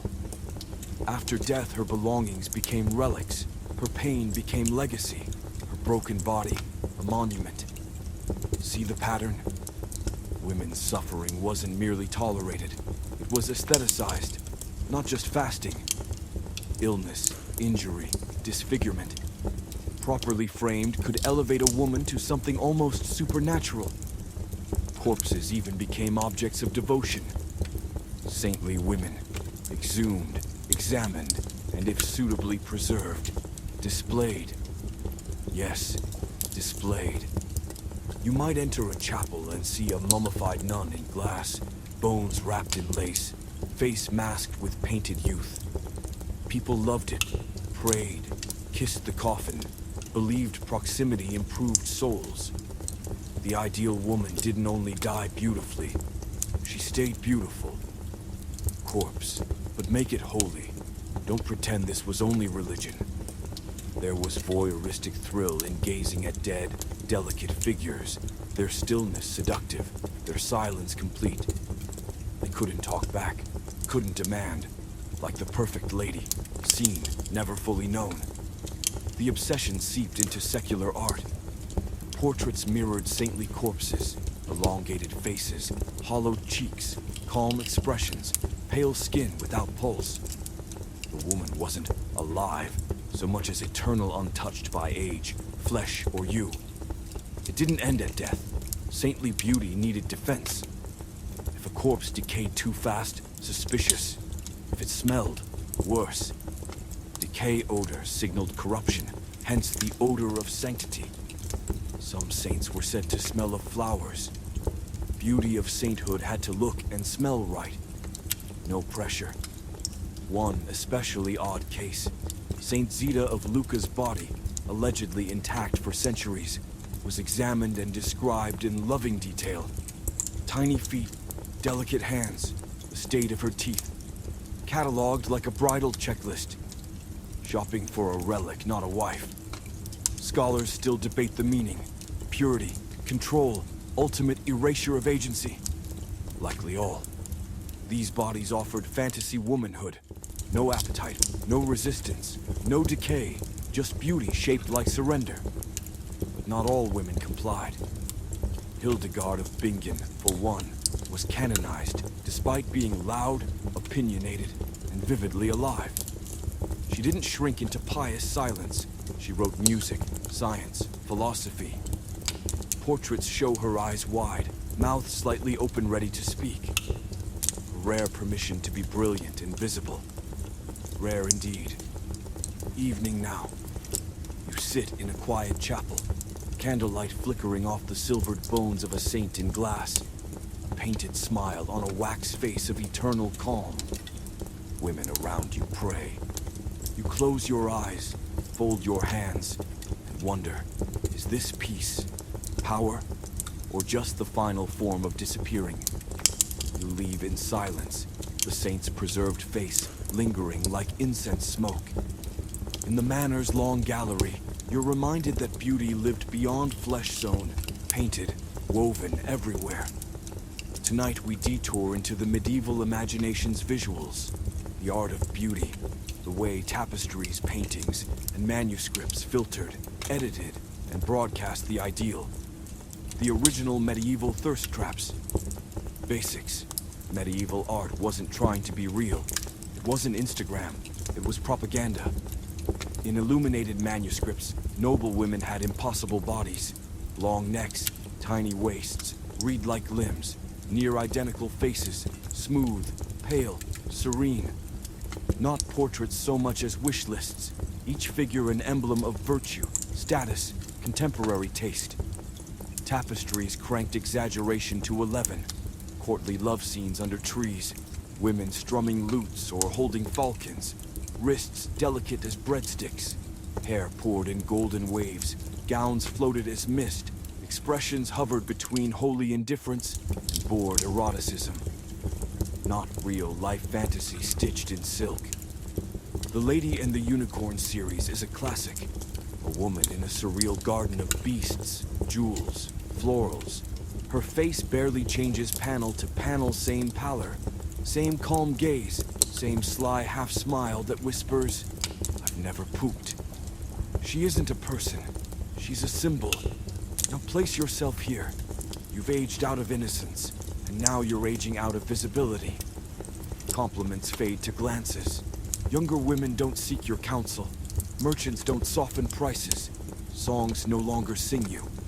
The mirror looks borrowed. A child stares in the market and whispers.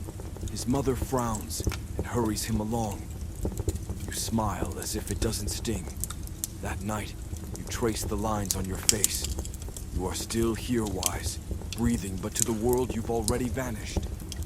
Vanished from hall and marriage market, from poems, from the hungry eyes of courtiers who used to bow. But what if you didn't fade quietly? What if you leaned into silence, thinness, pallor, becoming not invisible but holy? We descend deeper into the strange sanctum, where beauty, death, and sanctity blur. Where the ideal body wasn't merely delicate, it was nearly disintegrating. Welcome to the age of the heavenly body, where admired women were saints, and saints looked like stylish skeletons. We've covered the craze for pallor and frailty. Religious women, especially canonized after death, pushed it to extremes. They weren't simply admired for thinness, they were venerated for nearly disappearing. Bodies consumed by faith, literally wasted in devotion. You weren't just near God, you were evaporating into him. Take Claire of Assisi, reputed to fast so severely she had to be propped at mass. Sunken eyes, hollow cheeks, a body barely upright. Yet art paints her radiant, luminous, exalted. The toll becomes beauty. She isn't ill, she's transfigured. Scholars use a term, anorexia mirabilis, miraculous lack of appetite. Today we'd call it an eating disorder, wrapped in sanctity. Then it was divine. Women who refused food were praised for self-control and detachment from sinful flesh. Dying mattered. Dying beautifully mattered more. The thinner, the holier. The ideal bled from cloisters into courts. Noblewomen modeled themselves after saints, mimicking devotion's aesthetics. There's a peculiar French account of a noblewoman who had her maid stretch her face each morning with silk threads tied behind the ears. Ineffective, of course, but for an hour before gravity reclaimed all, she believed she was still the belle of court. Illusion was everything. Wigs weren't common yet. Some older women wore pads or dyed hair with desperate recipes: onion skins, ash, crushed insects, anything to revive faded strands. Cruel twist. Many treatments damaged scalps, hastening hair loss. The harder you fought time, the more obvious it became. Then came whispers. An older woman too proud of her looks might be condemned for vanity or witchcraft. Yes, belief spread that older women who remained alluring must use unnatural means to preserve beauty. Unnatural as code for refusing to let beauty die quietly. In one German village, a widow was accused of bewitching youths with lingering charms. Her crime was a red ribbon at 50. Was fear of aging universal? Scholars debate. Some older women, especially widows, gained freedom after looks faded. No husband's control, no courtly pressure, so they managed estates and spoke their minds. True enough, but costly. You had to lose desirability to be taken seriously. You had to vanish from beauty to emerge as a person. Some leaned into invisibility. Simple dress, lowered gaze, long game. Quiet powerhouses who coached younger women, brokered marriages, and nudged politics from behind veils and soft voices. Aging wielded like a weapon if you stopped competing. Art, however, forgot them unless saint, beggar, or allegory of sin. Rare portraits show older women with downturned eyes, heavy veils, clasped hands, an eternal apology for outliving their moment. So tonight you sit at your vanity. A faint crease near your eye that wasn't there last month. You touch it gently. Your maid notices and pretends not to. She brings cool rose water and a cloth. You press it to your cheek as if time might rinse away. At the feast, you watch younger women laugh and dance. One wears a gown like yours 10 years ago. Another carries herself as you once did. Proud shoulders, modest lips, keen eyes. You can't see it. You've been perfectly contained. Face framed, jaw wrapped, body cinched, and you still pass inspection. But here's the part they don't carve into frescoes. Beauty fades. Always. In a world that treats physical perfection as proof of spiritual worth, aging wasn't just natural, it was public failure. We pull back the silk to face time's creepskin softens, hair grays, and society stamps you expired. Let's be blunt. Aging terrified not only the person aging, but also the onlookers. A youthful face meant proximity to purity, marriageability, divine favor. At the first, slip wrinkles at the mouth, crow's feet, a softening jaw, you felt yourself dropping down the social ladder. For women, the descent was swift and cold. Beauty equated almost entirely with youth. Girls married young 12 or 13, not just for alliances, but because that's when they were deemed most attractive. Gross, yes. But within the era's logic, a girl's freshness tied directly to spiritual and social value. By early 20s, she slid from ideal to relic. Men had wiggle room. Gray hair on a man meant distinction. Lines proved wisdom. The same on a woman. Pity, mockery, fear. Older women drifted from court's center, edged out by fresher beauties. A one-time darling found herself sidelined. No dance invitations, ignored at feasts, quietly labeled matronly. Crueler still, women were held to the same behavior rules. Remain graceful, modest, sweet, and now invisible. Try to hold on, people talk. Let go, people talk. Desperate or decaying, no winning. Treatments existed, none kind. Harsh scrubs of crushed eggshell and salt to erase lines. Honey vinegar bone dust mixes to tighten. Even animal fat to plump sagging cheeks. Nothing like waking in a cold stone. Keep to smear on goose grease to pretend you're 20. Devout or royal, modesty moved like a target. Follow every rule and still fail. Wimples for every occasion. Simple linen for errands. Embroidered silk for festivals, but not too embroidered. Mourning in black or gray. Wedding whites, sometimes crowned with a coif. Always the same message. Your head belongs to society. Hair, neck, breath tucked under an acceptable shroud. Not just cloth, ideology. Wear it wrong or not at all, and it was a statement, insult, rebellion. Accusations followed. Vanity, pride, witchcraft. In 14th century Ghent, a widow who stopped wearing her wimple after her husband's death was shamed and ordered to confess pride. Her sin, showing the curve of her throat. This wasn't only upper class. Working women wore simpler versions, veils tied under chin or draped over shoulders. Practical, but coverage still required. Some parishes even thanked God publicly that women knew their place beneath the veil. Lovely. Yet women still found slivers of agency. Fine linen trimmed with lace or dyed pale blue as a Marian nod. Experiments in folds and drapes to flatter. Layered veils for volume. At court, sheer fabrics suggesting purity while letting the tiniest hint of hairline peek through. Innocence edged with devastation in the right light. Scholars argue whether wimples were enforced silence or strategic tool. Likely both. Women lived under rules but were never passive. Now you sit before polished bronze. Your maid brings a freshly ironed wimple, linen warm from the fire. She pins it at your temples, tucks it under your chin, adjusts the shoulder drape. Fabric rests against your jaw, secure, restrained like a soft hand, reminding you to stay quiet. Later, you move through the hall, polite nods, gentle voice, eyes never too high. A stranger murmurs, "She has a saint's face." You smile small and serene, knowing he's wrong. You have a woman's face. You lower your eyes, tuck your hands into your sleeves, and hope no one notices the forbidden sliver of lace hidden beneath your collar. You're dressed exactly right, at least you hope.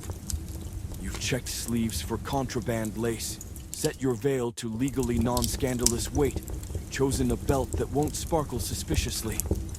But before the door, one more task, the wimple. That chin-hugging, nun-like wrap like a built-in apology. Tonight, the trap of modesty, a social cage sewn into headwear. The wimple wasn't accessory. It was statement, requirement, sometimes sentence. Wrapped around chin and neck, fastened with pins at the crown or tucked beneath a linen coif. Imagine a medieval hoodie made of rules and religious panic. Married women were expected, no, obliged to wear one in public. In some towns, unmarried women past a certain age had to as well, because visible neck skin could apparently end civilization. The logic, modesty must be visible. Not enough to be modest in thought or deed. You had to look modest at all times, from all angles. Hair, ears, neck, jawline covered. Bonus points if you looked like you'd wandered from a cloister mid-prayer. Modesty had gradations. A young noblewoman might loosen the veil enough to reveal a sliver of hairline flirting with disaster, or with the nearest knight. Even this earned stern rebuke, or worse, the wrong kind of attention. Sermons reminded everyone. Eve's uncovered head led to the fall. No pressure, just don't forget your pins. Origins, Christian iconography, especially the Virgin and female saints' heads and necks fully veiled, faces framed in soft cloth halos. Real women were expected to imitate devotion through dress. Smothering. Often. Wimples were hot, itchy, unruly in wind. Linen trapped heat in summer, stiffened in winter. Running in one risked tangling in your own sanctity. Eleanor of Provence, England's 13th century queen consort, set trends with elaborate coverings, heavily starched wimples like architecture. Clergy grumbled they were too ornate proof that even oppressive imagery shaped self-perception as much as public taste. A quirky note: a few tapestries show women applying makeup or fixing hair, acknowledging the effort behind the illusion. A lady with a mirror, a maid with rouge, another discreetly slipping off a shoe to rest aching feet. Tiny cracks in perfection, but telling. Now you walk your family's gallery. Painted eyes follow. Ancestors instill perfection floating gowns, unblinking gazes. None resemble you, yet all instruct who you must be. You pause at Lady Eloise, your great-grandmother. Still, pale, a faint smile likely the artist's flourish. She looks perfect, and nothing like stories of her temper. You touch your own face-warm skin, tired eyes very much alive. Somehow that feels like rebellion. You've toured stitched illusions and curated perfection, seen yourself in 100 faces that were never yours. Tonight we drop from courtly clouds to something grounded literally. Feet. Yes, the humble, hidden, occasionally fetishized medieval foot. Even at your toes, standards lurked. People didn't flaunt bunions, but society still spun fantasies of desirable versus disgraceful feet. Basics. In medieval Europe, feet should be small, narrow, elegant, basically unattainable for walkers. The ideal foot was delicate, high-arched, with neat toes so dainty it never touched mud or toil. Hilarious given actual roads, unpaved, uneven, accessorized with medieval surprises. But beauty standards hate reality. They love aspiration. Aspiring never to use your feet was chic. How show off what was hidden under cloth and leather? Shoes. Medieval shoes did the most pointed silhouettes that extended status. Bare feet, meanwhile, signaled vulnerability or sensuality. Barefoot woman was exposed, holy or fallen, but never neutral. And smell. Let's be real. Shoes didn't breathe. Foot odor was inevitable. Inventive remedies followed. Rosemary stuffed shoes, dried lavender, even lemon peel to keep things fresh. The 15th century guide recommends soaking feet in wine and ash to purge odor and sin.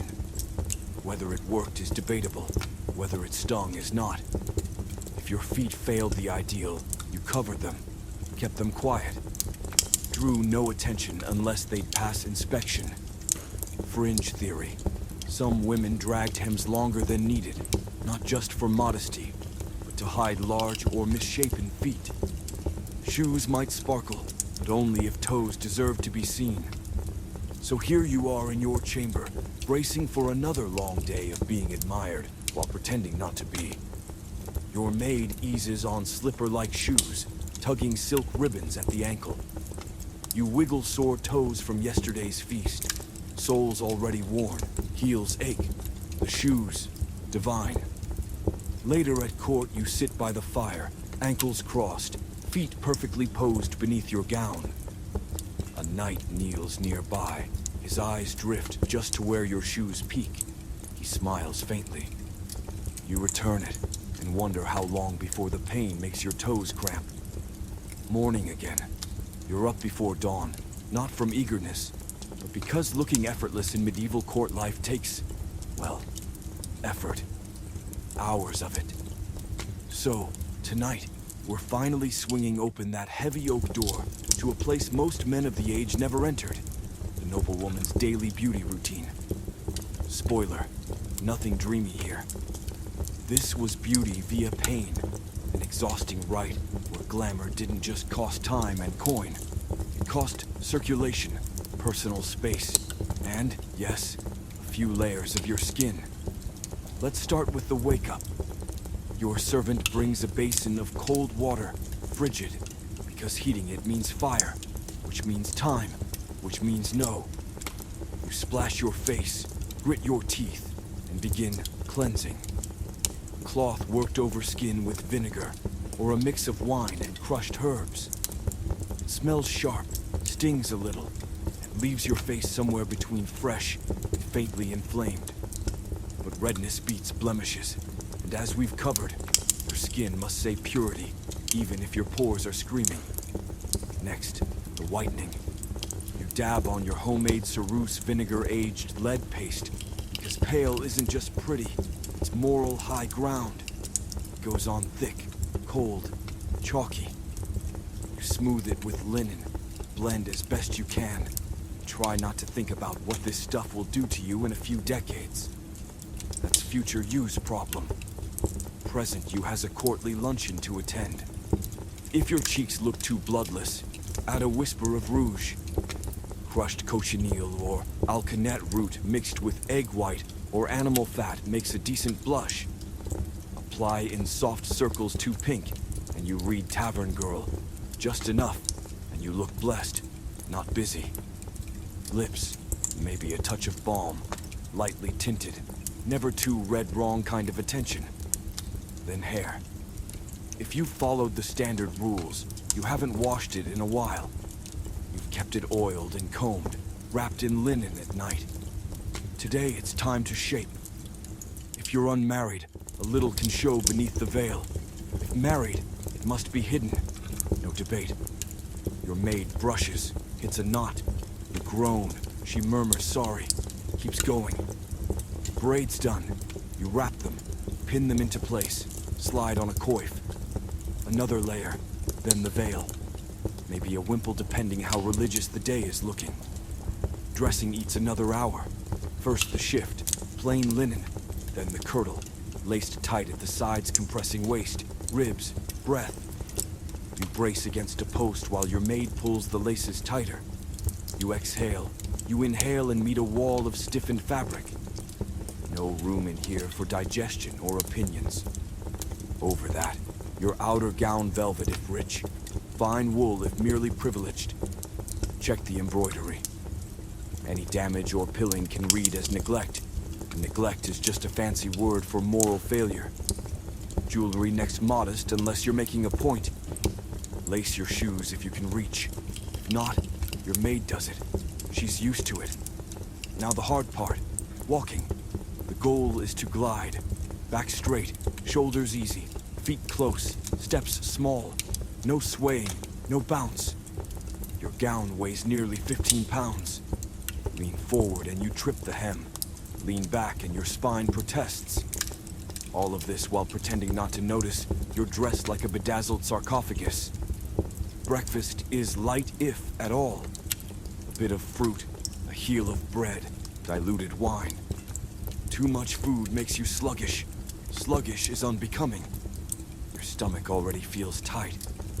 You sit with perfect posture while your husband discusses crops or politics. You're not expected to contribute.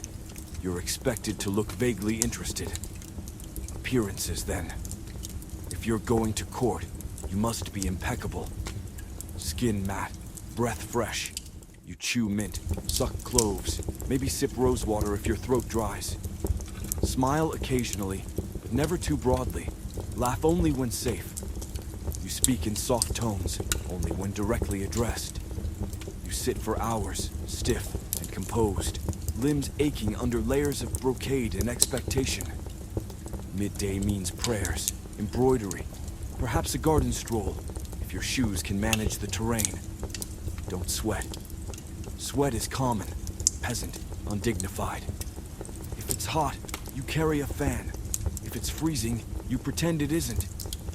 Comfort isn't your job. Grace is. By evening, your skin itches under the lead paint. Your scalp aches from braids. The lacing leaves faint bruises along your ribs. You retreat to your chamber. Your maid undresses you a layer at a time. You sigh as the laces loosen. Off come veil, coif, jewelry. You catch a flash of your real face in polished metal. Under paint and powder, you're tired. Red blotches sprout along your jaw. Your lips are dry. She brings warm rose water. You sit still, eyes closed. Then ointment, something to soothe the burn, though it won't truly help. She rubs it in gently. You thank her. She bows and leaves. Now you're alone. You lie down, face clean, skin tingling. Tomorrow it all begins again. The powder, the binding, the perfect steps, the watchful stares. Beauty isn't a blessing. It's a regime, a job with no wages and no days off. Close your eyes and dream not of nights, or gowns, or whispered compliments, but of walking barefoot in grass, hair unbound, and no one watching. Morning again. The sun spills weakly through the narrow glass, catching the frayed edge of your linen veil. Another day, another slow slide into powdered quiet. But today's a little different, because today is a feast day. So it's not just about being beautiful. It's about being holy and beautiful at once, and you know exactly what that entails. It's time to channel the ultimate feminine standard of the medieval world, the Virgin Mary. Because in the twisted logic of your age, every woman is expected to look like a saint and a virgin, even if she's married, widowed, or 7 children in. Start with the obvious. The Virgin wasn't only a religious figure. She was the template, the default setting for female perfection. Pure, selfless, gentle, and beautiful, but crucially not seductively beautiful.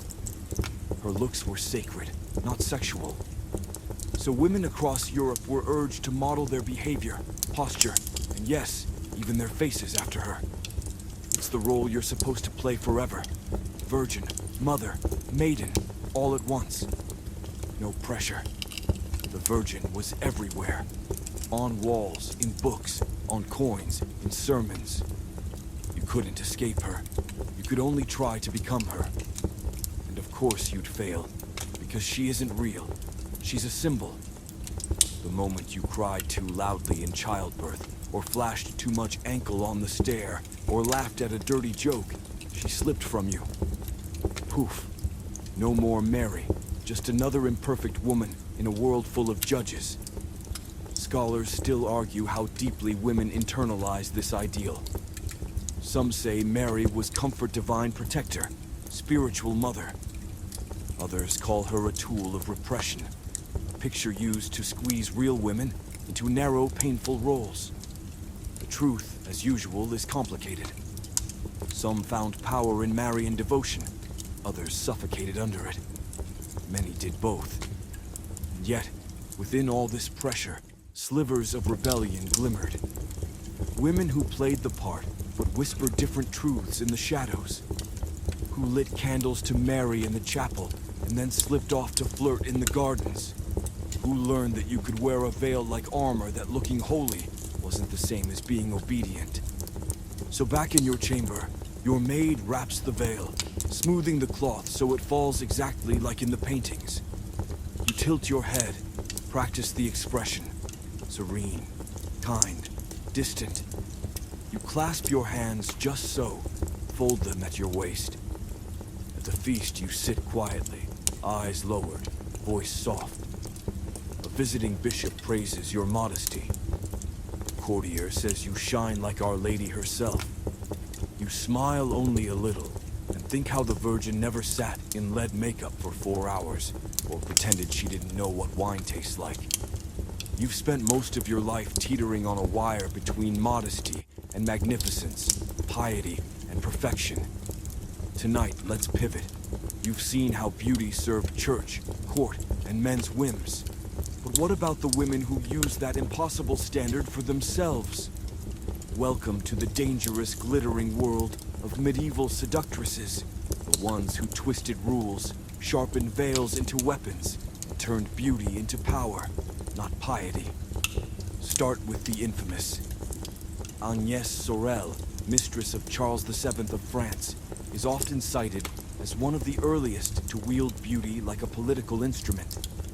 Not noble by birth, she rose fast through court by being unapologetically magnetic. She wore pearls, she wore fur, she wore gowns with necklines so low they made bishops sweat into their collars. She painted her face, powdered her skin, ensured her presence was unforgettable. She was adored and hated, proof that power in a woman's body makes people very nervous. Agnes didn't just look the part, she played the court like a harp. She used access to the king to lift her family, place allies, and secure a lifestyle so lavish that chroniclers griped she wore the cost of a chapel on her sleeves. She's even credited with helping draw Charles from a depressive slump during the 100 Years' War. While men swung swords, she lifted morale with a perfectly timed smile and the sparkle of sapphire earrings. Not all power required royal proximity. In Venice, the courtisane honnête, the honest courtesan, formed a class of educated, alluring women who blurred beauty, wit, and influence. Not tavern companions, but readers of poetry, dabblers in philosophy, arbiters of fashion women who knew how to enter a room as if they owned it. Men didn't only want to bed them, many wanted to be them. Some wrote books, others hosted salons. They dressed in gold-threaded gowns and spoke in measured tones. Their beauty was curated, their minds honed. They understood what most noble women couldn't say aloud. If you're going to be judged on appearance anyway, you might as well choose the stage, control the lighting, own the script. A fringe case, a woman called Sibylla of Prague, purportedly used striking looks to win audiences with merchants, clergy, even traveling nobility. Not of noble birth, she reinvented herself through fashion-layered imports, rose-oiled skin, polished courtly speech. Rumor says she brokered trade deals for a hint of flirtation and ran a network so broad, one official wrote, "She speaks less than a lady, but moves more than a bishop." Predictably terrifying to many. Women weren't supposed to want power, especially not through beauty, assumed to be passive. To use it actively was unnatural, manipulative, or inevitably demonic. So these women were slandered in songs, condemned in sermons, accused of sorcery. Agnes Sorel was rumored poisoned by jealous rivals. Many courtesans died in quiet poverty, exiled once their looks faded. Here's the bitter truth. Even when women succeeded through beauty, success was conditional, temporary. You could play the game, but you never owned the board. The moment you ceased to be desirable or obedient, you vanished. Another cautionary tale in a monk's irritated diary. Yet some performed not to seduce men, but to protect themselves. They used beauty as camouflage. A lady famed for grace could hide a razor mind behind fluttering lashes. A widow known for quiet mourning could quietly control land, servants, and commerce without raising her voice. For them, beauty wasn't power. It was cover a veil not of linen, but of expectation. Which leads to the open questions scholars still fight over. Were these women truly empowered, or just clever prisoners in gilded cages? Some say complicit trading real freedom for temporary influence. Others call them rebels, subverting a system that gave them one tool and using it to carve space where none should exist. It's a complicated knot. Perhaps the knot is the point. They didn't invent the standards. They inherited them like an old corset. Too tight, exquisitely made, impossible to escape. So they tightened it, posed in it, made it work until it didn't. You're back at court, another endless feast. The air is thick with perfume and politics. Across the table, a visiting duchess tells a story with perfect timing and a slightly dangerous smile. Men hang on her every word. She reaches for her goblet, slow, deliberate, revealing just enough wrist to be remembered. Your eyes meet. She gives a subtle nod. You nod back. You understand each other. Not rivals, not allies, just two women surviving a game with impossible rules. Later, you're alone again in your chamber. The fire's gone low, throwing orange shadows across stone walls. The feast is over. The gowns lie folded. Your face is scrubbed raw of paint and powder. In the hush that follows a day of performance, you finally think, not about how you look, but how it feels. And if you're honest, it feels like none of this was ever about you. Every rule, every ritual, every standard you've bent yourself to follow, they're like a gown sewn from other people's fantasies. It never fits quite right. It pinches. It's heavy. God, it's heavy. From the first time you were told to keep your voice soft and your eyes lower, from the moment a priest compared your worth to a lily, perfect only until it wilts, you've been living inside a role someone else wrote. You were the maiden, then the wife, then the mother, and if you lasted long enough, the widow. Each role with its costume, its script, its expectations. Too pale, and you're sickly. Too flushed, you're sinful. Too thin, you're fasting for heaven. Too full, you're feasting with the devil. Your body was never your own, a canvas for priests, poets, and portrait artists. You've watched other women vanish into art, turned into saints or scandals, sometimes both. You've memorized the poses, knees together, eyes down, smiles small, but not too small. You've sat beside dying mothers who prayed for their daughters to be beautiful enough for marriage, as if survival itself depended on symmetry. And in a way, it did. Because beauty wasn't about aesthetics, it was obedience dressed in lace. If you were lovely, people assumed you were good. If you were good, you were expected to stay quiet. If you stayed quiet, the world moved around you, as long as you never stepped out of line.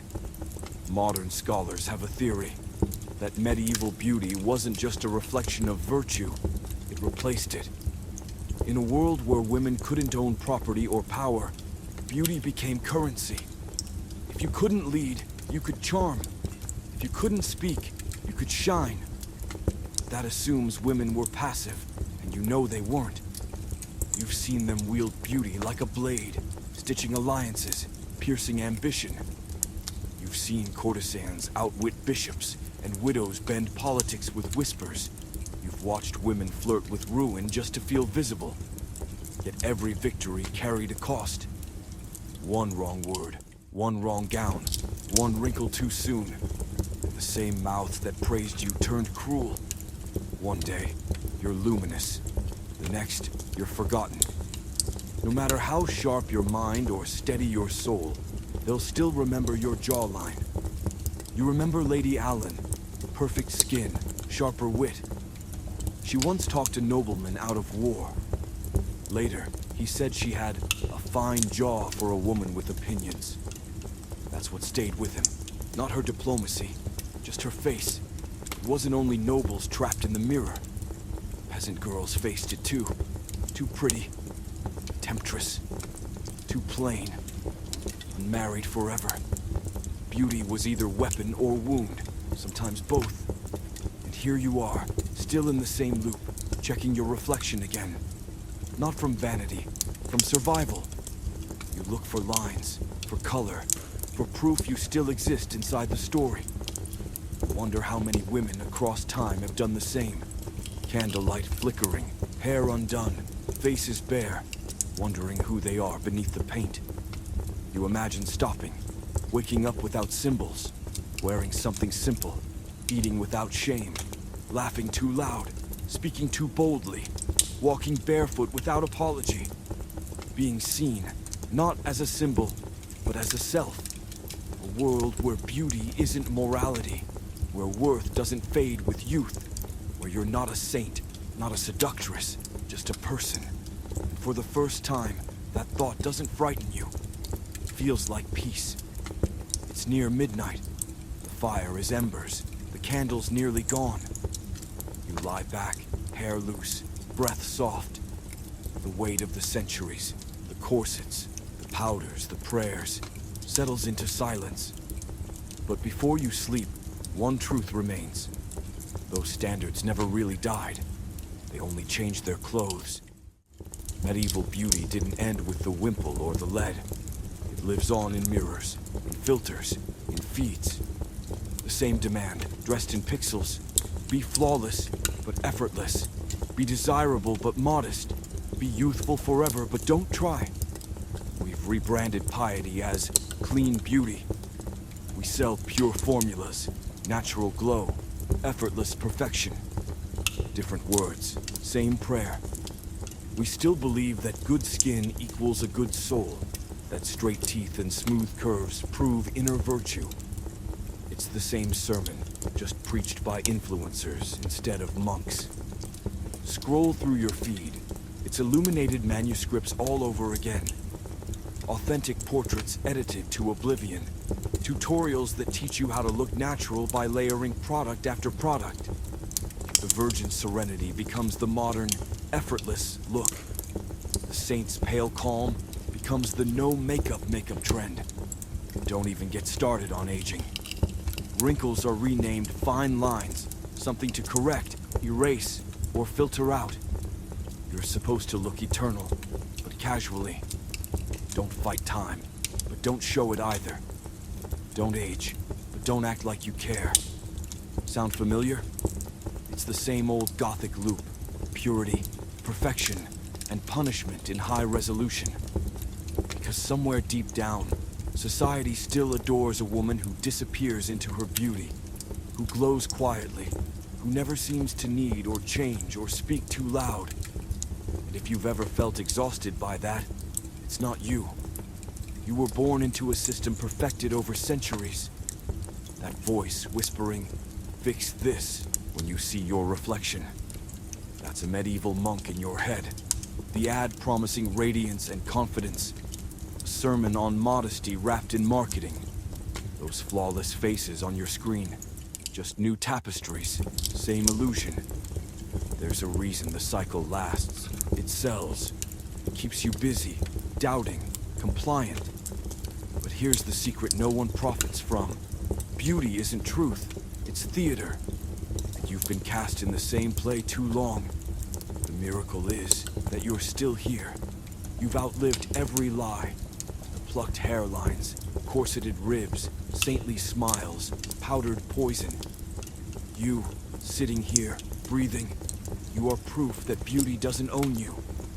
Would you like me to finish this into a final reflective closing section?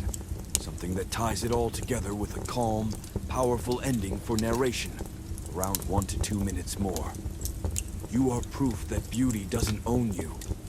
Because every mirror that ever judged you, every rule that tried to cage you, every whisper that said you were too much or not enough, all of them came from the same ancient fear. That a woman who knows her own worth is impossible to control. And you are. You've inherited the ghosts of 1,000 powdered faces and bound waists, of saints who starved for salvation and queens who smiled through poison. But you also carry their quiet defiance, the secret strength behind every lowered gaze, every carefully measured word. So tonight, let the old stories rest. The virgin, the maiden, the witch, the muse, let them fade back into the tapestries. They were never meant to hold all that you are. You are the one who steps out of the frame. The one who walks barefoot through the grass, hair loose, face bare, unafraid of the dawn. The one who finally understands that beauty was never supposed to be a cage. It was supposed to be a language. And now, at last, you speak your own. So when the candle burns out and the mirror goes dark, remember this. You are not what they painted. You are not what they prayed you to be. You are not their story. You are the light that survived it.